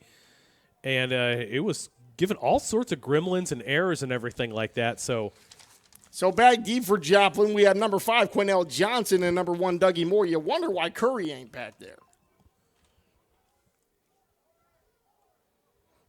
There we go, 4:13, I'm sorry. So 4:13 is left to go in this final stanza and what's been an exciting fourth quarter. And this has been a knockdown, drag him out street fight reminiscent of Rocky IV, where you had Tommy Gunn? Wasn't that 5? Tommy Morrison. It was 5. Yeah, not it was 4. number 5. 4 was Drago. Yeah, so you had the street fight there, and then you had the fake Don King guy. And they're going down this at the 1 yard line. Wow. So Joplin's going to have to go 99 yards. With 4:04 remaining, and if this ain't backed up, you being in the shadow of your own end zone, I don't know what is. What a great kick by Legatron to get this one pinned back. Going coffin corner on this one, and it turned out absolutely perfect. Outstanding play. All right, so Joplin, it's in their hands. If they can get this, if they get this touchdown, they deserve to go into the championship. Oh, absolutely. You're the defending champion. You got 99 yards, and you know they're going to go for it. So I bet OKC is probably going to have a spy or at least a second defender on Tajon Curry because you got 99 yards, but you don't want to get caught in the back. Side of that defense that's right 99 there. problems. And I'll tell you what, though, they are going to have a spy, though, but it's not going to be for Tajon Curry. It's going to be for Kendall Holmes. Yeah. He's going to have to bring this one out, and he's going to have to do it fast. So he looks to throw it. It's caught immediately. They're going to get a ton of yardage on this one as they may be able to break this in stride. He's going all the way. We have Charles West. He got it. Touchdown. Touchdown, Joplin with 3:49 remaining. Wow. Look at this. You know what? This is exactly what it's talking about. If they can do it, they can get this. They deserve, and they do deserve to go on to the championship game. And with the stiff arm at the 26-yard line, able to shake the last defender in tightrope all the way into the end zone. What a heads-up play. 99 yards, touchdown, Crusaders. What a game, Mike. What a game. So the street fight continues. 3:49 remaining in this contest. And if you don't like that, you don't like semi-pro football. You don't like football, period. Yeah, exactly. So this could be a 3 or 4 point game. They're not going to kick the field goal. They don't have a field goal kicker in sight. They're going to go for 2. Now, this could be snake eyes because if you don't get this, OKC has Goodson, who's been hitting 53 to 55 in pregame. Whew. And there's still plenty of football left. 3:49 left. So if you're going to get this, you better make sure you come up with a pair of sixes and not snake eyes. Throws it into the end zone. Nope, no good. So here we go. We got snake eyes. OKC has the best field goal kicker, I believe, in the CMFL. They do. So we'll take a break and come right back. Joplin able to regain with 26-24, 3:49 left on Southern Sports Network. Nestled in the heart of Baxter Springs, Missouri, the Little Brick Inn stands as a testament to local charm and genuine hospitality. As a locally owned establishment, we take pride in offering a unique and cozy retreat for our guests. To reserve your room, visit littlebrickinn.com. There's no place like home. Whether you live in Oklahoma, Arkansas, or Missouri, Realty Mart USA is your go-to real estate company for residential, commercial, agricultural, or land. We believe in strong connected communities and sponsor local events. Back here on Southern Sports Network, and if you have just now catching the game, where have you been?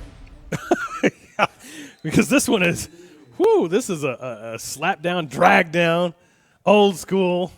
99-yard touchdown reception by Charles West from Kendall Holmes. OKC takes over at the 7, trying to run it out, and there may be a return here. Down to around the 39-yard line. There's going to be a late flag for a late hit. Yeah, that was definitely late as they laid him out. So that's going to be 15 yards on top of it. They better get these players out of here because this is going to turn into a brawl if they don't. And that would be a horrible way to end this game. Yeah, and we're starting to see clearing. And we got another flag.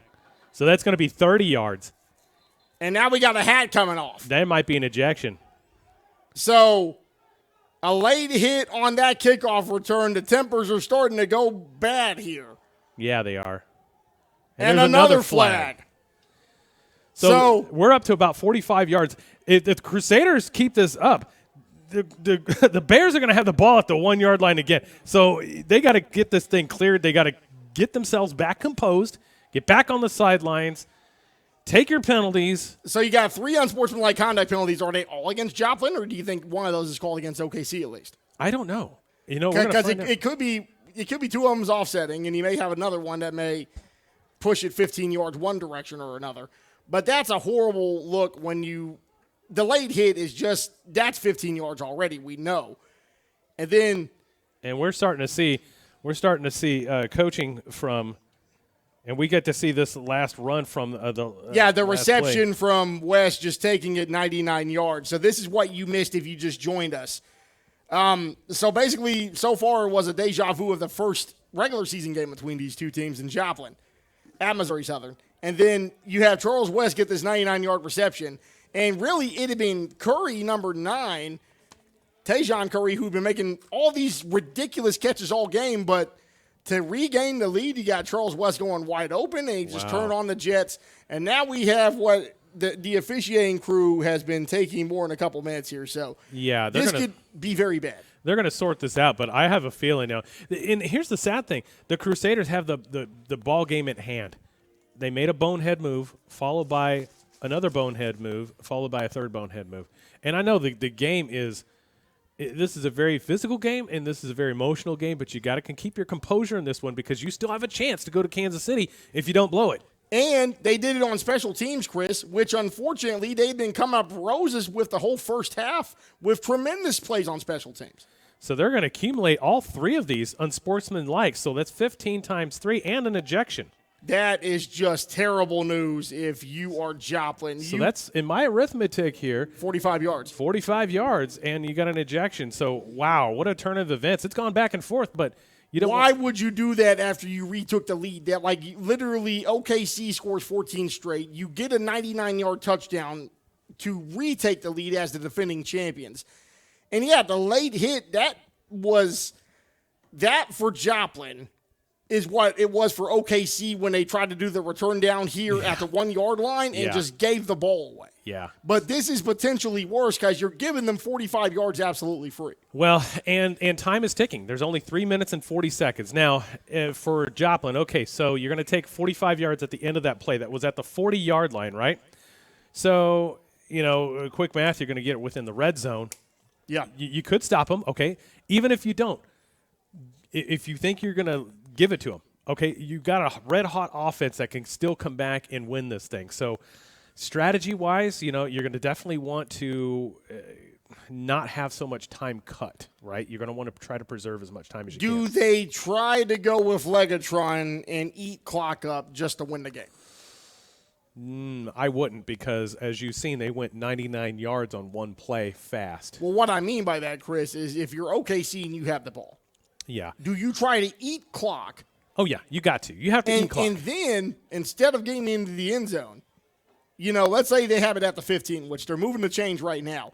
If they have it in the red zone, do you try to get the first down and then continue to eat the clock to have Legatron kick the game winner? That's a good question. I don't know. Because with 3:40, and we'd have to see how many timeouts each team has. But I would expect some strategy to take place here.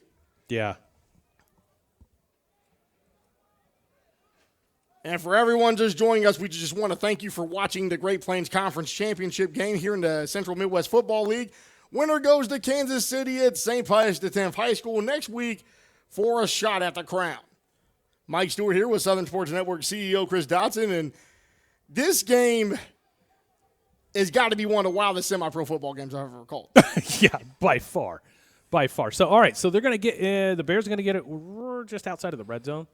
So about the 21-yard line, 3:40 left to go. Yeah, you have to eat up some clock. You definitely have to eat up some clock, but you're going to have to do it in a way that you secure the ball because if you cough up that ball, that's gone. Now, according to the scoreboard, both teams have 2 timeouts each. Yeah. We just got to get our scoreboard right. Now we do. There we go. So 2 timeouts each for both teams, and then I would expect those to come into play. So correction on that, they're going to move the ball up now, Mike, so you're going to get it at the 11-yard line. So could be a good news, bad news scenario for OKC, depending upon the strategy that you play here. No, absolutely it is. Griffith back under center.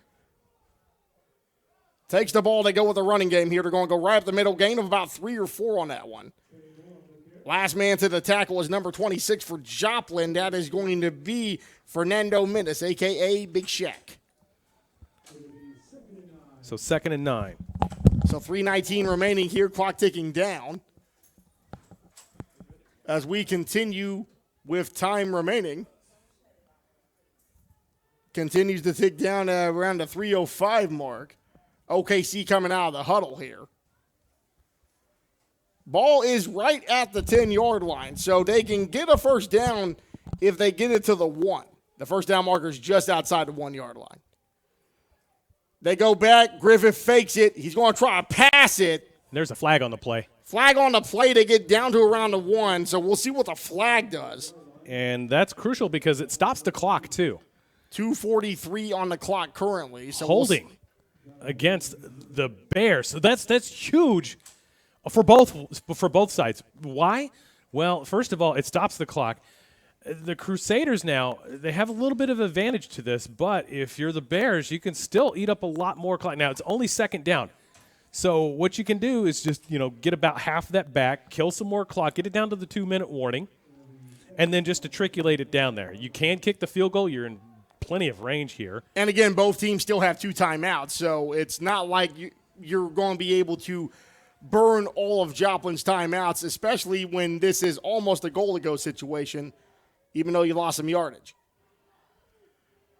So we have movement on the line. There will sure be another flag here. It's caught in the end zone for what would be a touchdown, depending upon the result of the flag. Wow.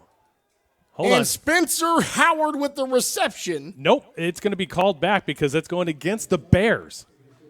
Now, why didn't they call the play dead? I don't know. This officiating crew's got me confused because that should have been called dead. It shouldn't have been allowed to keep going. That's why I prefaced it with if there wasn't a penalty, it wouldn't have been a touchdown, because with this officiating crew that we've been dealing with, we don't know what we're going to get. No. What was it, Forrest Gump that said life is like a box of chocolates? Yeah, you never know what you're going to get. Refs are like a box of chocolates. Yeah, you never know what you're going to get. That sounded more like, that almost sounded like Slick Willie right there, Bill Clinton. Yeah. All right. Bubba needs a new intern. Sounds like Matthew McConaughey playing Bill Clinton on Saturday Night Live sketch, but I digress. Classics. So OKC has the ball at the 26-yard line. The official marker is saying that this is, they don't. 2nd down. Yeah, 2nd down currently. So there's another movement on the line. They're not calling this one. Looks like it's caught at the 20-yard line.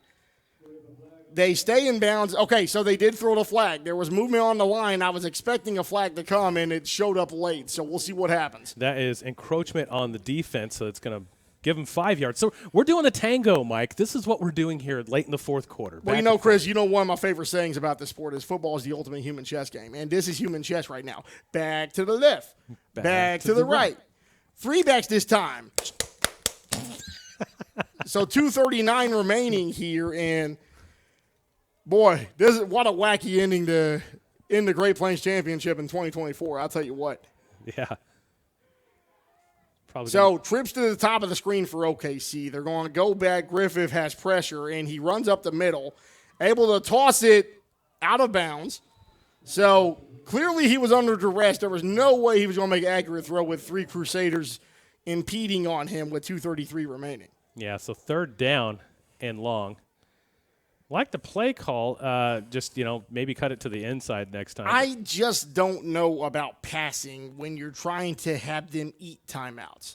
Well, they're still in field goal range, which tells me, okay, well, worst case scenario, you missed a field goal. But, you got 3rd down. Makes up some yards, kill a little bit of that clock. But, again, I would prefer to get it down to that 2-minute warning before I start doing this. But so 3rd down and 20 from the 21.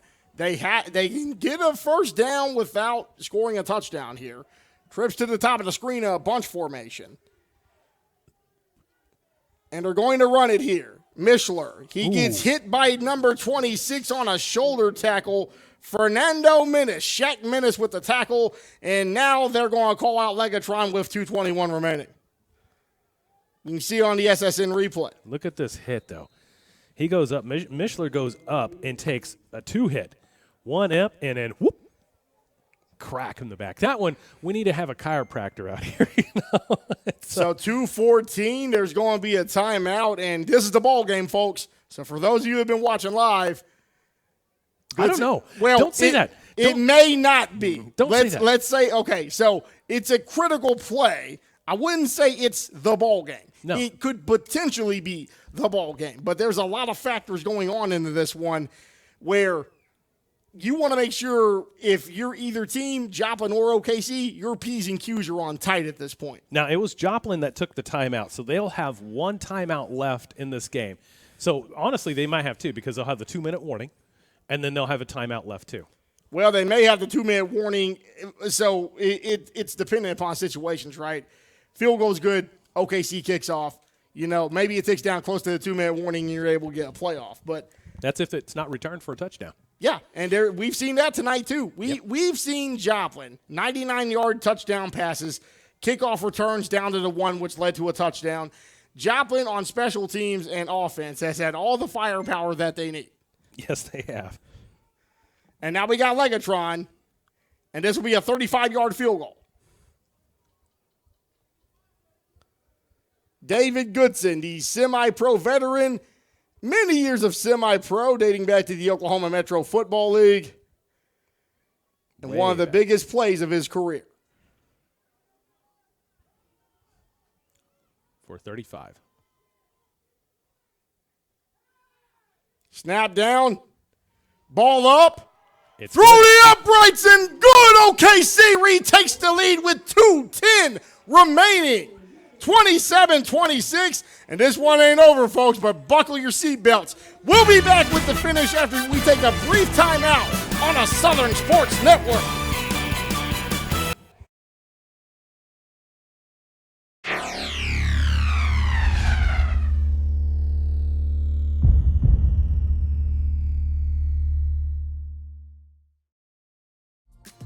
Nestled in the heart of Baxter Springs, Missouri, the Little Brick Inn stands as a testament to local charm and genuine hospitality. As a locally owned establishment, we take pride in offering a unique and cozy retreat for our guests.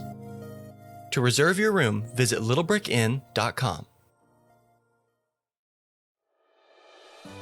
There's no place like home.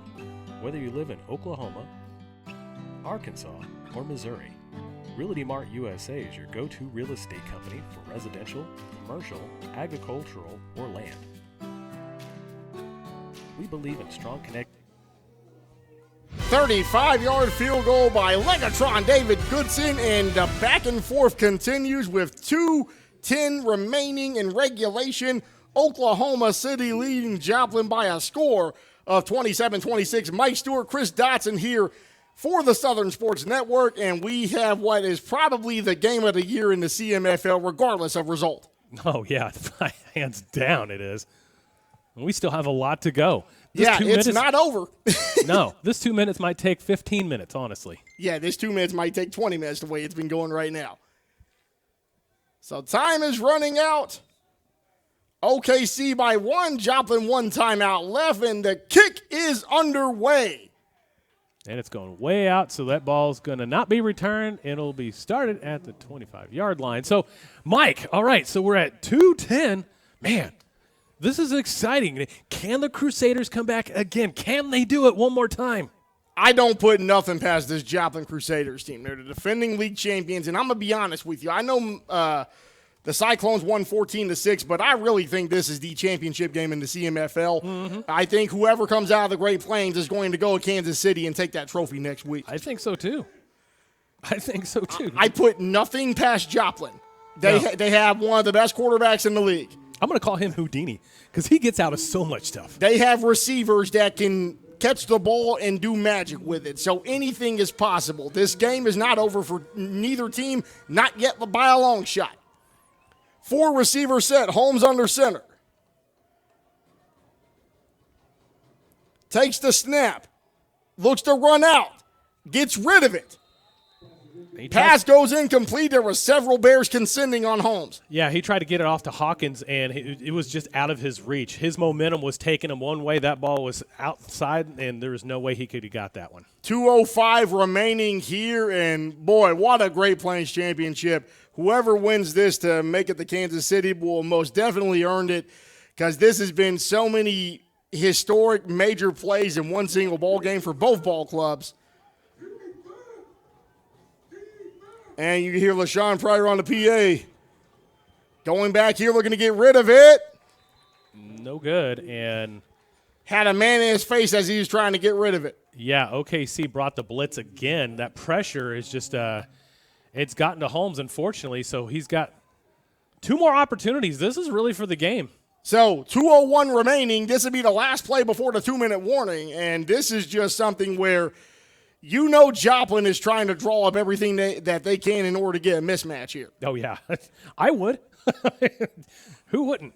Well, maybe I sounded a little bit obvious like John Madden did on some of his calls back in the day. Oh, man. But, trifecta and chinacta makes you go boom, and then you see the defensive player, he hits everybody and their mama. But back to the game here. We do have a 4-receiver set. Okay, Tajon Curry's to the bottom of your screen. He's going to be in motion. They're going to try to get it to him. So they got Curry here. They're going to go in the running game, throws it to Curry over the middle, and he's going to break the first down marker. It should be first down Joplin, and they're going to move these chains at the 2-minute warning, 1:55 remaining. Heads up play to get him in motion, to get him inside that zone. Great heads up play. So you can see him in motion here. There's where he caught the ball, and it took 3 Oklahoma Bears to bring him down at the 37-yard line. And one of the Bears lost their helmet too. So luckily enough, it's a 2-minute warning. Get his helmet back on. But man, what a game so far! It is just amazing to see. It is a absolute scrap here at Panther Stadium in Northwest Oklahoma City. So we are just after 10 after 9 here, so game running a little bit over 3 hours. And we just have guys flying all over the ball. The weather is finally starting to behave. It's 83 degrees, although it probably feels like 5,000 here with all the humidity with our camera crew, our producers, and me and Chris just yakking up a storm here. Well, I could tell you, though, okay, so Joplin's got one more timeout. They already have the 2-minute warning. Right, because we're at 1:55 right now.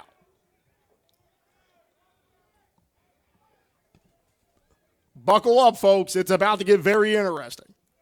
Yeah, extremely. All right, so you got 2 playmakers for sure. You got number 9 and number 7, so you definitely want to get the ball into their hands. They're Holmes under center here, 4 receivers set. Got the running back there in the backfield with him. Takes the snap. Pressure coming from the outside, able to run up the middle against it. They throw it, tackled at the 40-yard line. Good play.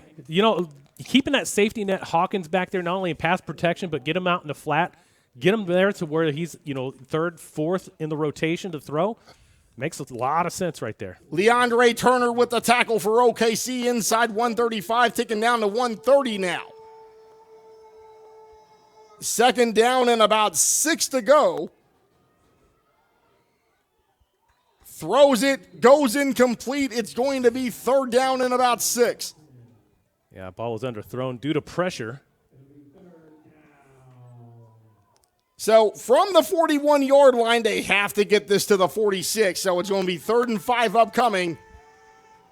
And you can hear this crowd on the home side trying to get as live as they possibly can. 1:21 remaining on the clock.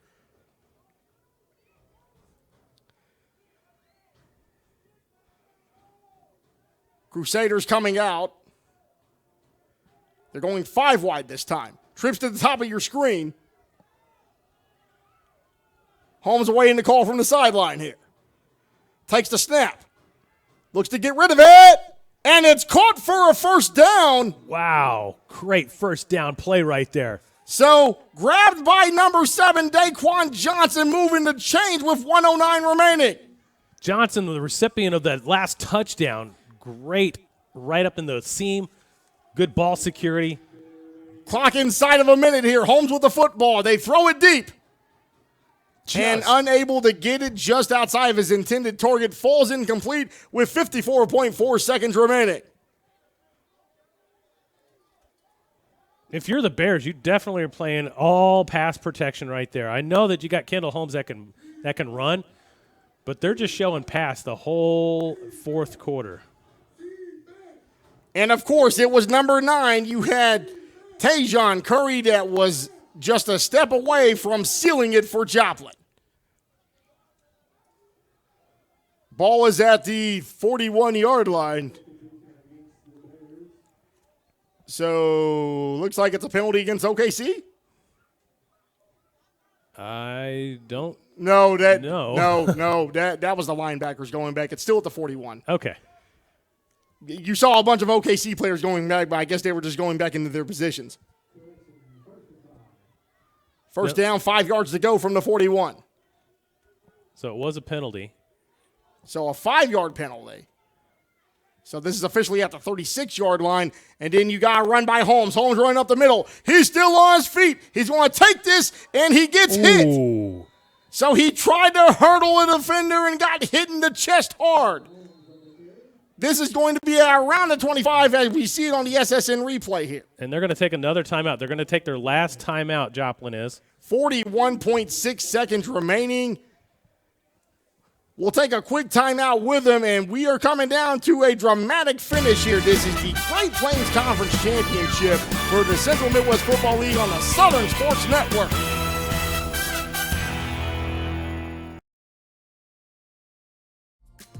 Nestled in the heart of Baxter Springs, Missouri, the Little Brick Inn stands as a testament to local charm and genuine hospitality.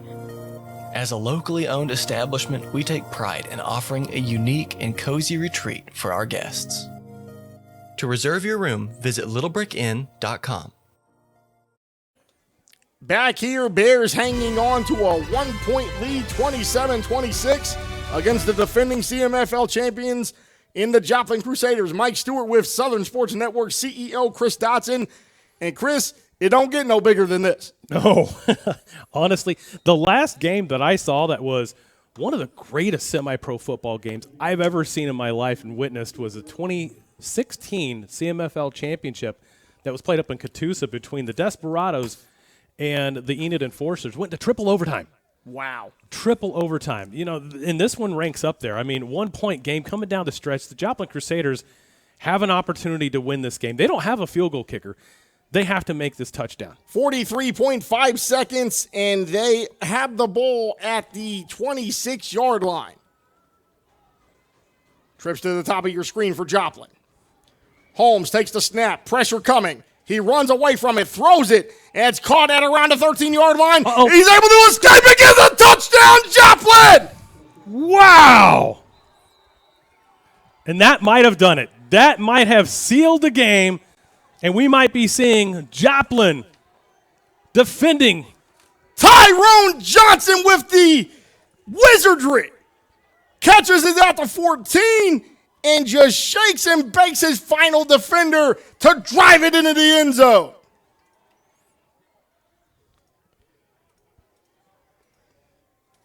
(32-27) with 35.6 seconds left. And the Crusaders retaking the lead in the final minute.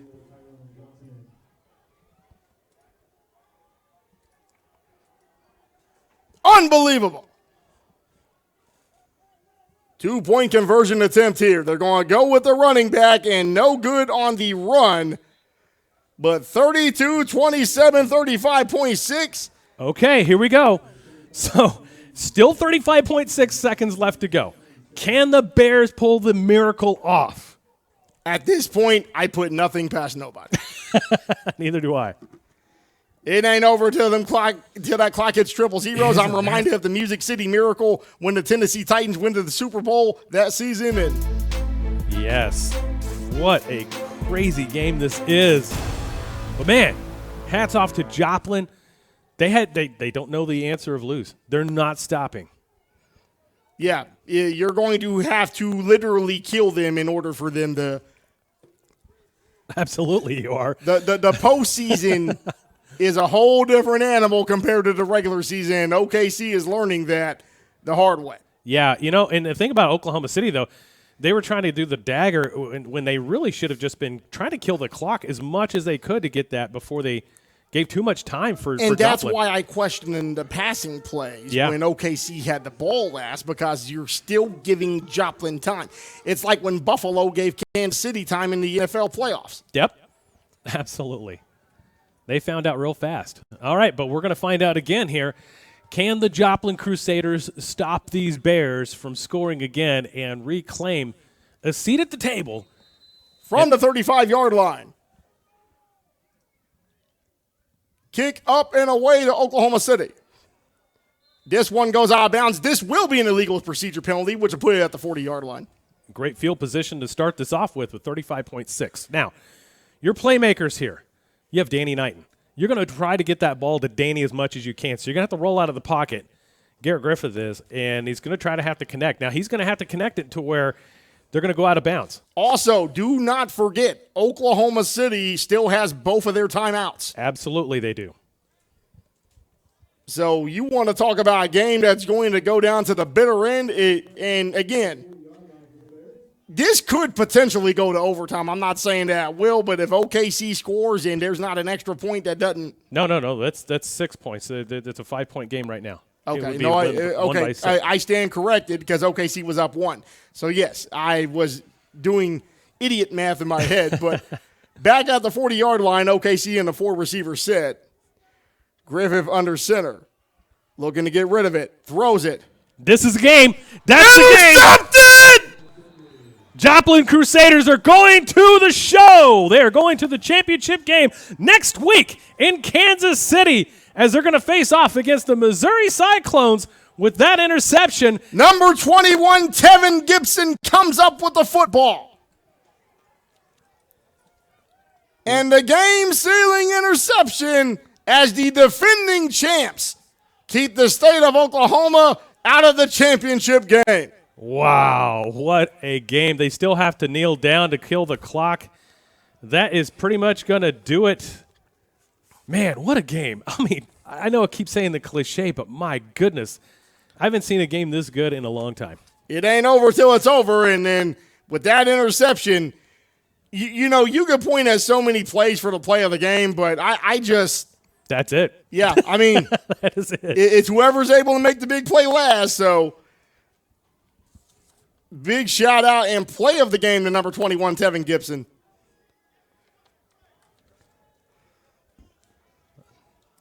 And a bitter way to lose if you're OKC. Yeah, I mean, you came into this one and undefeated, had high hopes, had momentum going. You already beat them once, but then here we go. But you didn't beat them at the right time. That's the main difference. 30 seconds remain. And, I mean, technically, if you're the Bears, you could take one of those 2 timeouts, but it's all for naught now because there's not enough time on the clock. No, all you have to do now is just kneel down. Players are already starting to exit for OKC. What started off as a very promising season has ended on a defensive play, and that's going to do it. They're going to run the clock now just to try to get them out of here before any shenanigans happen. And there's a flag. Of course the game would end that way.